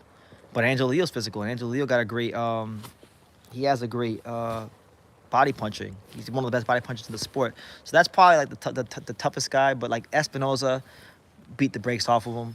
Nick Ball beat the brakes off of him. I'll say guys like Figueroa and Mirko Cuello. Those like two guys. Mirko Cuello, who's developing really nice, who I think will be champion one day. Him and Figueroa. Those are two guys I think will be tough fights. Watch out in Japan. They like to hold hands too. Yeah, maybe it's just a cultural thing. But nah, man. But Turkey, it just looks weird. I can't do it. I can't hold another man's hand. Not like that. I think Oshaki Foster and Raymond Ford should fight each other if Espinosa and Navarrete are going to fight. I think they should too. I think that they've both been doing a lot of talking and running their mouth on social media. I remember when I interviewed Raymond Ford earlier this year. I think it was April, and he said that was the fight he wanted. So, you know, why not?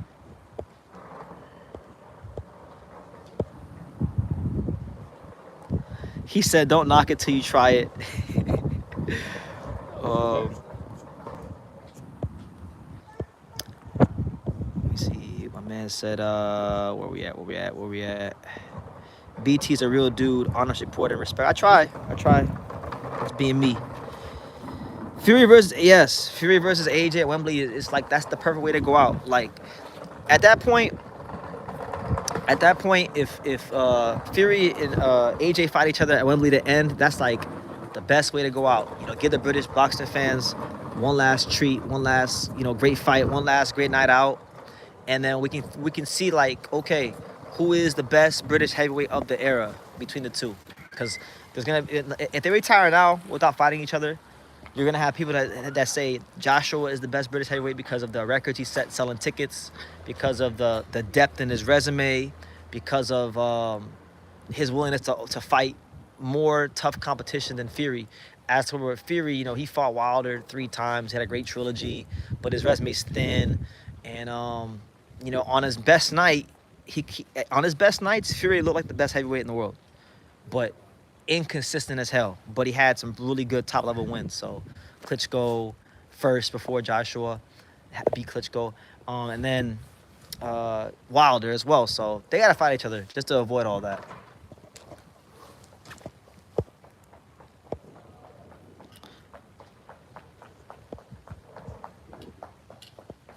Dubois can be Usyk. Dubois got a dumb chin and power. Yeah, I mean he's gotten better. Like he's matured a lot in the short time since the Usyk loss. He's not the same guy mentally that was quitting on the stool, that was quitting and taking knees against certain fighters. So I would love to see the rematch. Dubois is a beast. Would Daniel beat this Usyk, BT? I think you're asking the wrong question, man.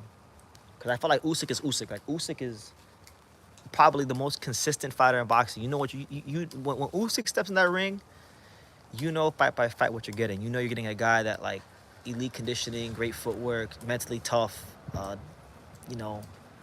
knows how to win. Just a winner, You know what you're getting with Usyk. The question would be, is how would Usyk do against this Daniel Dubois? Because this Daniel Dubois ain't the same Daniel Dubois he fought the first time. That was a different fighter. He's gotten some top level wins under his belt since that fight. He's went ahead and I think Don Charles has gotten a tune out of him mentally. Like he's been able to push the right buttons psychologically, and he's a meaner guy. He's fighting like a meaner fighter. Um, so I think with Usyk we know what we're getting.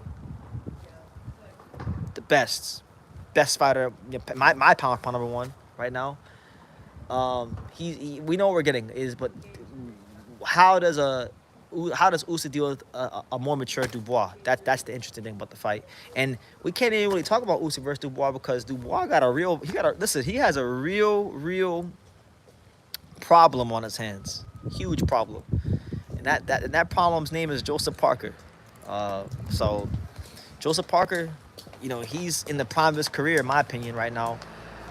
This is a guy in Parker that I was high on years ago, like 8 years ago. I was very, very, very, very high on Parker, and he just had, I don't know what it was when he fought like Dillian White back in the day. He caught Adrian Broner syndrome, and just wouldn't let his hands go. I know he had some injuries that he suffered in the fight, but he had some fights in his career, even the ones that he would win, where he just wouldn't like quite let his hands go. He was lacking some things, and he had to take some losses. And he got with Andy Lee, and they kept him real active. And he's become just a better fighter. He knows how to box at range better. He knows when to be the volume puncher. He just understands. He has a better feel. He has better instincts. I'll say that. With experience and time, I think Parker's developed better instincts, and the fact that he's been champion, been in big fights, you want to talk about resumes, you want to talk about substance, you want to talk about a fighter that has went and did the right things in his career as far as fighting top guy after top guy after top guy. That's Joseph Parker. So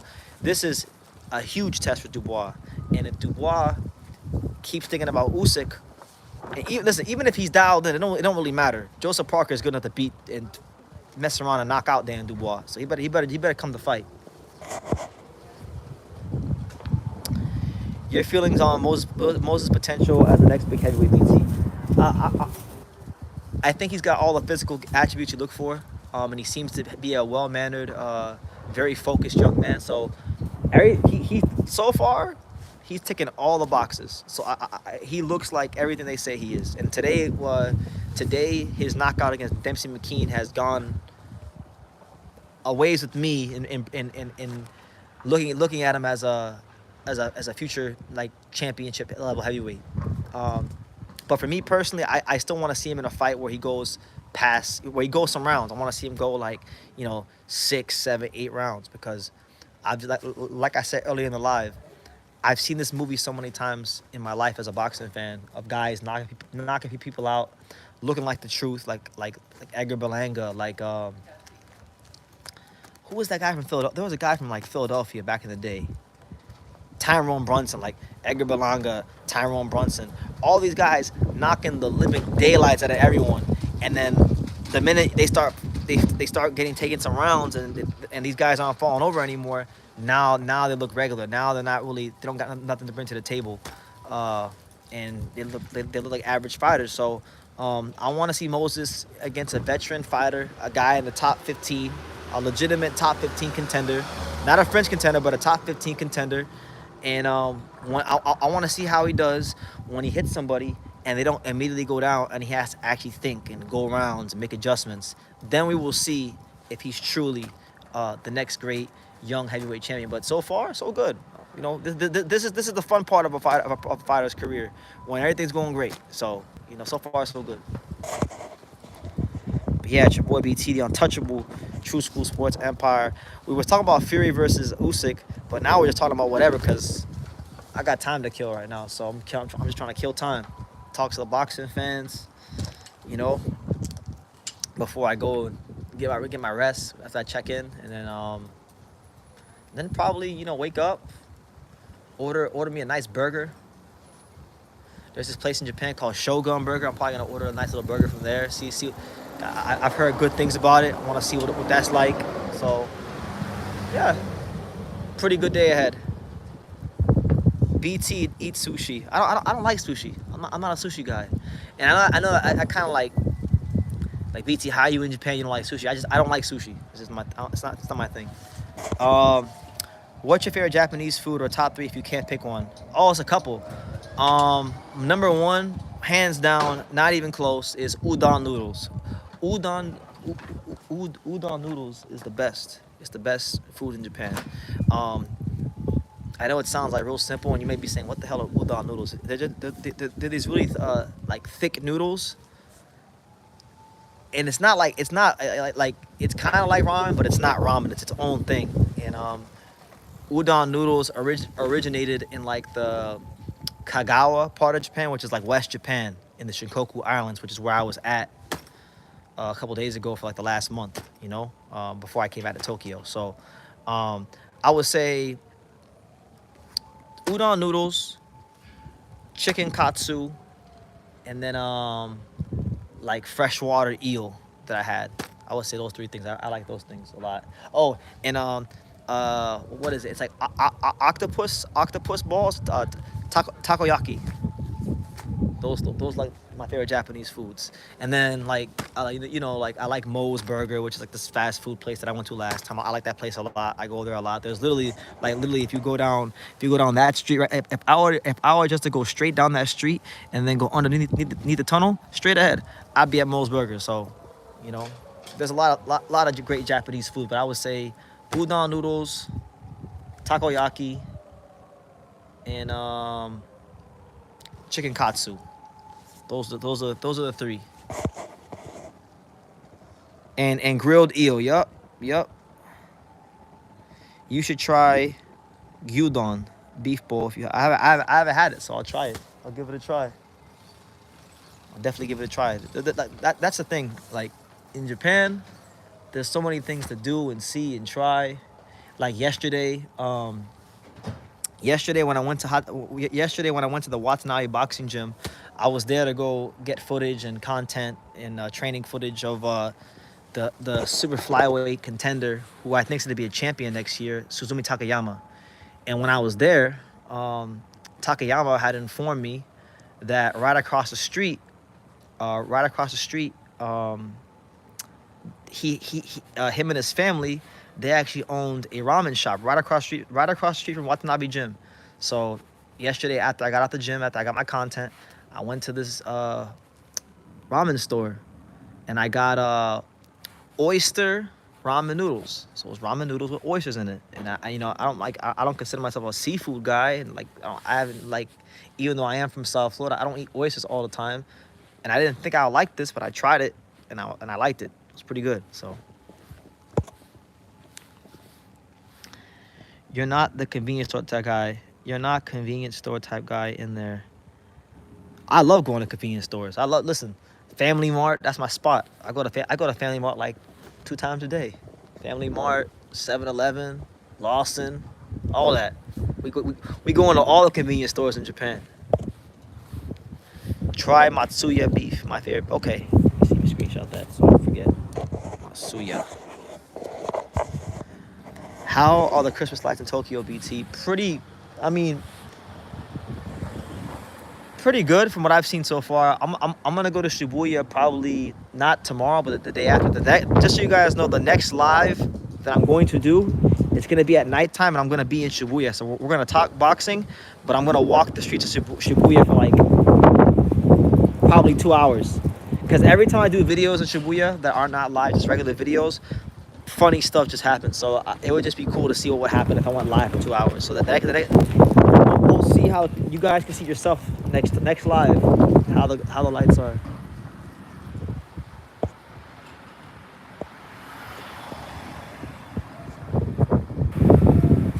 Are you staying longer in Japan, BT? Yeah, I'll be here till I didn't realize that the yen got weaker, but I'm gonna be in Japan to the end of my 90-day visa. So February, I'll be in Japan until February.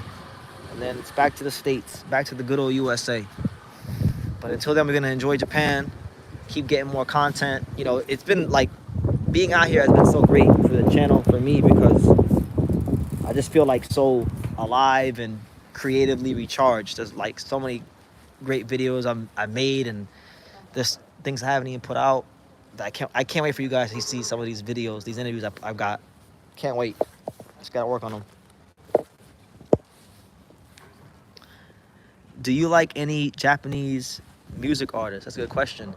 Um, I like Takako Mamiya because like when I left Japan last year, I started listening to like city pop when I was back in the States. So I like her music a lot. Um, I explore like Japanese rap, so a little bit. So I liked this is one guy named Miyachi, I think this is his name. He was pretty good. And then there's this group in the '90s called Buddha Brand. I think that's the name. Buddha Brand or something like that. That's probably that's as far as my Japanese music goes. So those are a couple picks. Do I think anybody could beat Andy Hiroka at 140? I think Tio could beat Andy Hiroka at 140. Be tough, but I would give Tio a good shot. I think he's at 35. I was gonna say Keyshawn Davis, but Keyshawn Davis is at 135.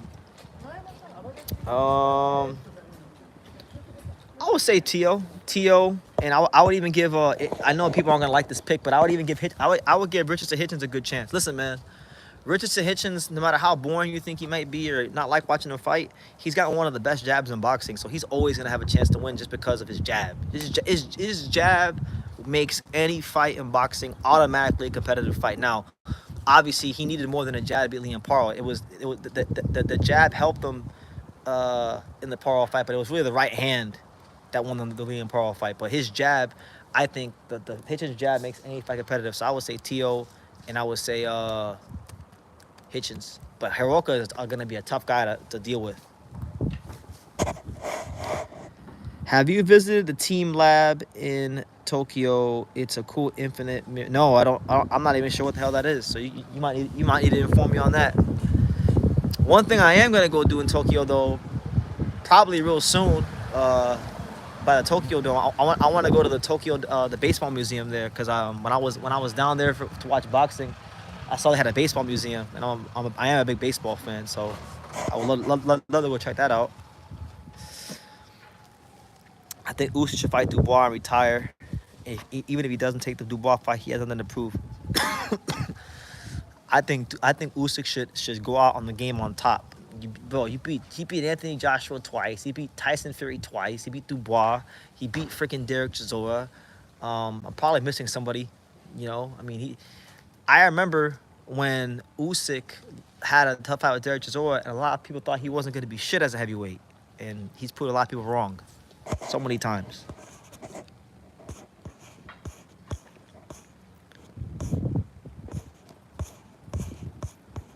What's the question? What question am I dodging?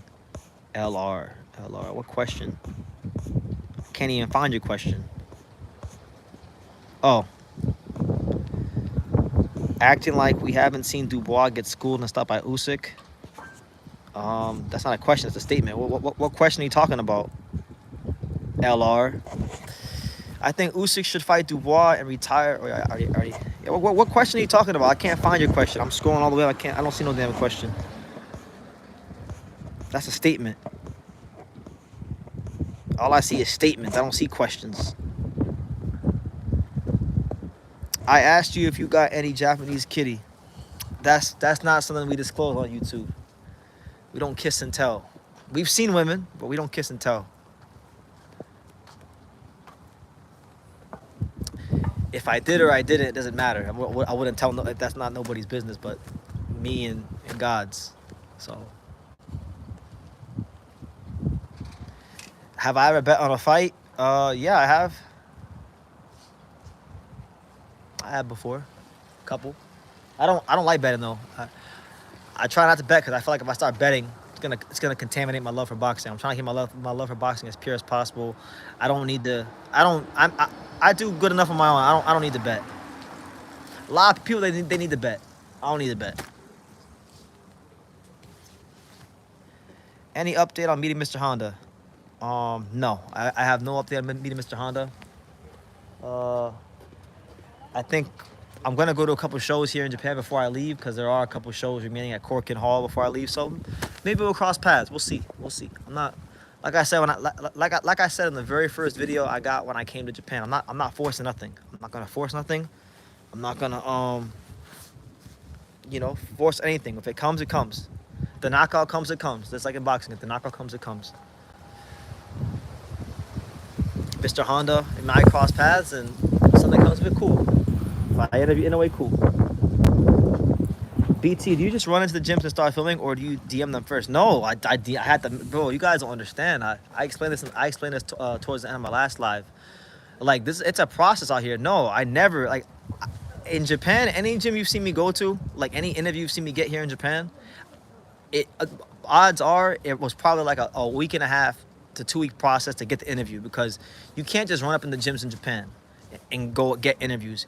You have to like make appointments. You gotta message the gym or the fighter.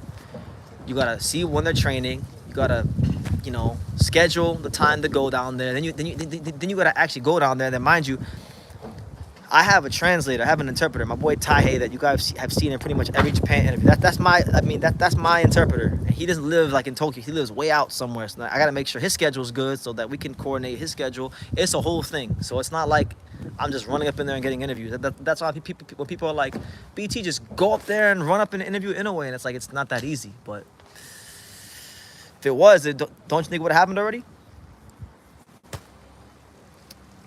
But yeah, it's a whole process. Like, for example, I'm not gonna say his name, but there's a contender right now, that's ranked in the top 15 of a weight class. And I've been talking to this guy for like 3 weeks, and he's not even that big of a name. He's not even as big of a name as the Japanese fighter I've interviewed, and it's been a whole ordeal trying to get that interview. Ken Sherrill last year, that was a difficult one to get. I had to message. I couldn't get a hold of him. I had to go back and forth with him through email, which is kind of crazy because I don't speak Japanese, but we made it work. Yeah, no, it's a process. I can't believe this Usyk Fury fight is the last big fight of the year. No more notable fights next weekend. It's not true. Well, there's one more left on the docket, and that's Ioka versus Puma Martinez on New Year's Eve. But I'm pretty sure that's not on American television. Pretty sure you'll need a VPN and go through a whole process to have to watch that one. So yeah, in that case, you're probably right. It probably is the last one. You're pound for pound top 5 right now to the end of next year. Very easy. 5. That's very easy. Usyk 1, Inoue 2, Better BF 3, Crawford 4, Bivol 5. That's top 5. And people will say Terrence Crawford's too low. No, I think you guys have him too high. There's guys doing more than him. If you want to be higher, he better fight. He better go fight Bakurem. He better go start unifying the 154 division. He better go cash out and go beat up Canelo. He better go do something. Cause beating 9-fight Israel Madrimov that nobody asked you to fight ain't gonna do it, even if he is a good fighter.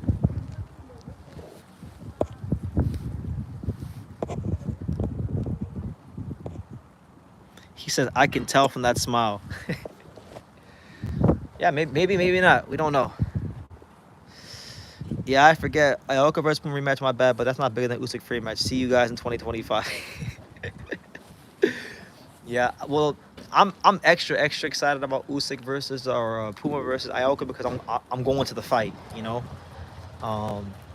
Normally if I was in the States, that I'd probably be like, damn, well I can't watch it because the Japanese television is hard to access in the States because you need VPNs, and I'm not really good with that kind of stuff. So it'll be fun. But how's everybody doing? While I'm sitting here killing time, how's everybody doing? How's your guys' life? What's going on? What's popping?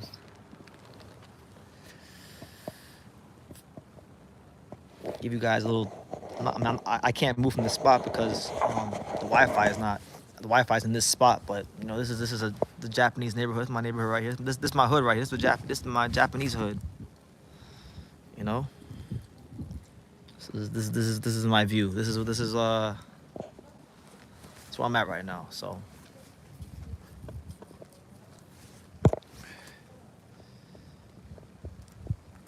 My true life. Da-da-da-da-da-da. He said, I'm doing good. I'm just enjoying my winter break. That's right. Enjoy it. Enjoy your winter break, man. BT, it's 10:24 a.m. in the Philippines. What time is it there in the land of the rising sun? I'm not even sure. Hold on, I'll tell you right now. It's 11:25 in the morning here in Japan. Yes, sir.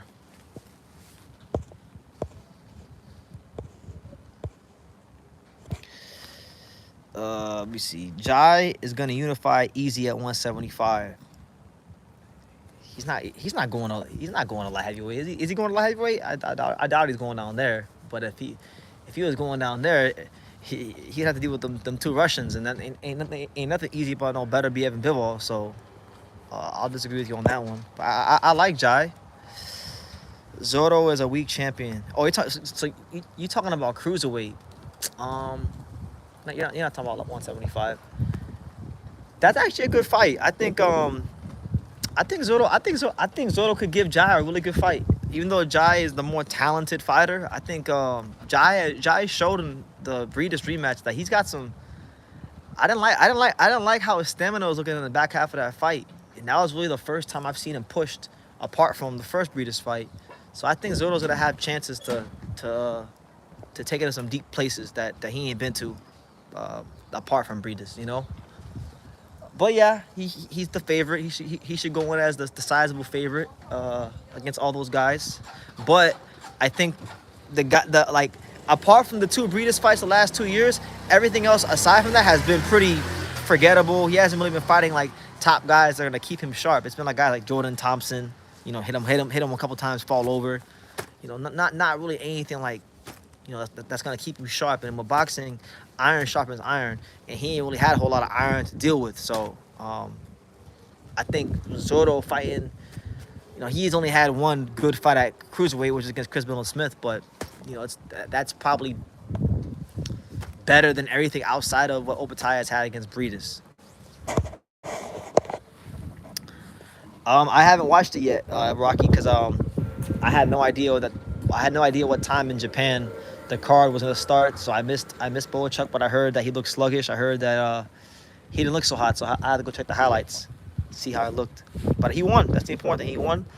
It's expected that when you have a fight where you get robbed like he did against Virgil Ortiz, and they put you in with a guy like Ishmael Davis, who, you know, Ishmael Davis is he's a whatever fighter. You know, he fought Josh Kelly, but Ishmael Davis is not gonna get you up after you just fought Virgil freaking Ortiz in Las Vegas. It's not gonna get you up. At least for most fighters. Some fighters are just consistent every fight. That's why Usyk and that's why he's who he is. That's why Roman Gonzalez is who he is. But most fighters are not like that. Most fighters are pretty damn moody, actually. So they need to be in a good mood to perform.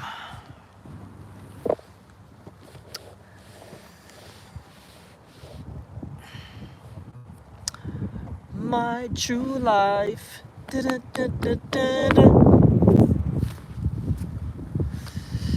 It's too late. Does Bam have a chance to go undisputed next year? If and only if they make the fights. The problem with those weight classes is they don't get paid a ton of money, and then to go undisputed costs money. To go undisputed, you're paying 4 sanctioning fees. So it's not even good for these guys, like financially, to go undisputed, even try to go undisputed if you're in those weight classes. That's just the truth. So that's where I think if Turkey's gonna have some value, that's what let put up the money so Bam could go undisputed and, you know, come out well financially, because he beat the favorite in all those fights against Kafu and Puma and everyone else, you know.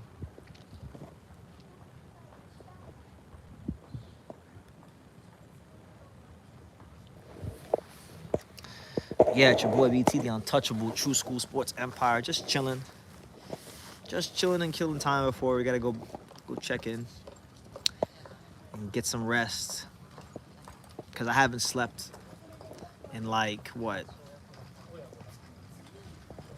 going on a day and a half now. So boy BT's, I don't know how I'm still awake, but your boy BT's due for some rest. But you guys definitely helped me, and hopefully this live is helping one of you, you know.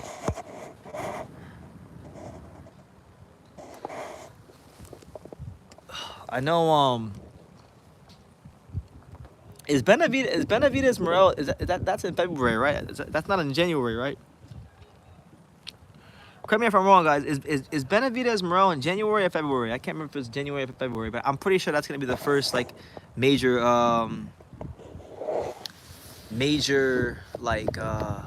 fight in America. Sorry if this is personal, but do you have a job besides this? No, champ. This is it. This is it, my friend.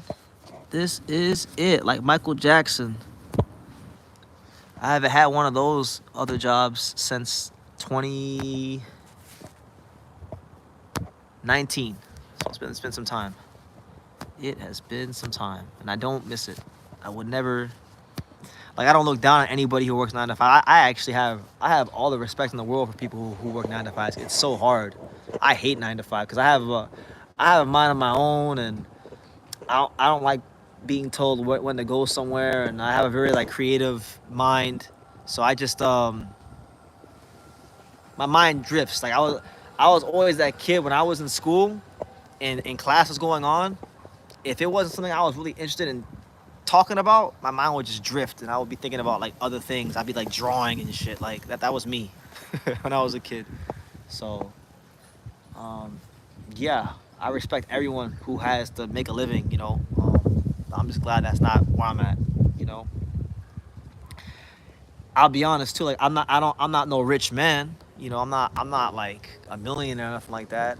Um, or I don't make 6 figures, but like I'm just glad that God blessed me enough to do what I like. I guess YouTube is paying you a huge monthly salary, so you don't need to work 9 to 5 no more, BT.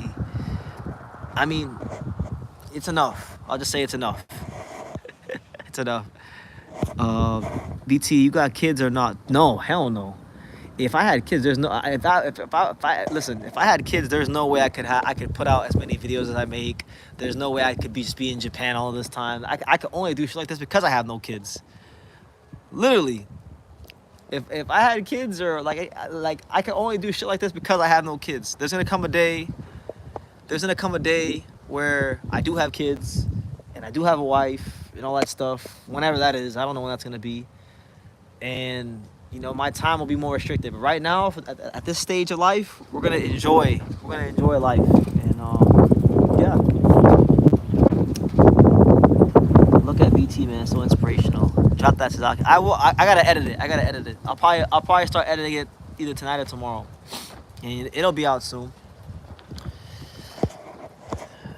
You made it, BT. Congrats. I wouldn't say I made it. I definitely haven't made it, but you know, doing all right. Just trying to max out my potential in the world, not waste time, and really get the boxing people something that they've been missing. How did you pay James Toney for that intro? Which one, the English one or the Japanese one? The English one, or I didn't pay James Toney for the intro. So what happened was, with that whole intro, I didn't even ask James Toney for intro. What happened was, this was at when I was covering Gervonta Davis versus Frank Martin. He was there, and I was waiting in line to interview him because there was like 3 reporters in front of me that were interviewing him. And when I went to go talk to him, he just asked me, he's like, "What's your channel name? And what's your name and what's the name of your channel?" And I said, "Brendan Taylor, True School Sports." And then that's when he said, you know, the intro, James Toney with the untouchable True School Sports. Bow, that whole intro. I didn't ask for anything. He just did it, and James didn't know me from nowhere. So James Toney was super cool. James, like, that's what I'm saying, man. Like, that's how I know American boxing ain't what it used to be, because we don't got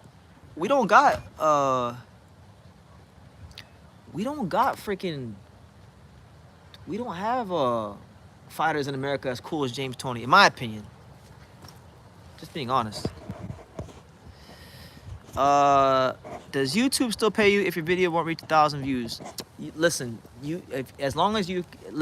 pays you the minute you get signed up for Google AdSense. They track like every little view you get, so it don't matter if it's 1,000, it don't matter if it's 1. It all adds up. And honestly, I don't even give a damn about views, to be honest with you. Like, it's cool.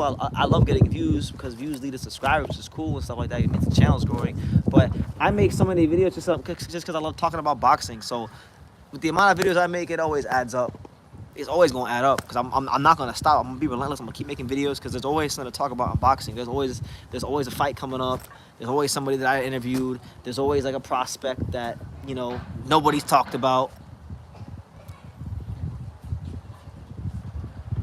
BT, have you ever made any other videos besides boxing? I got some travel videos on my channel, but they're flopping right now. I have like a long time ago when I used to cover basketball and stuff like that.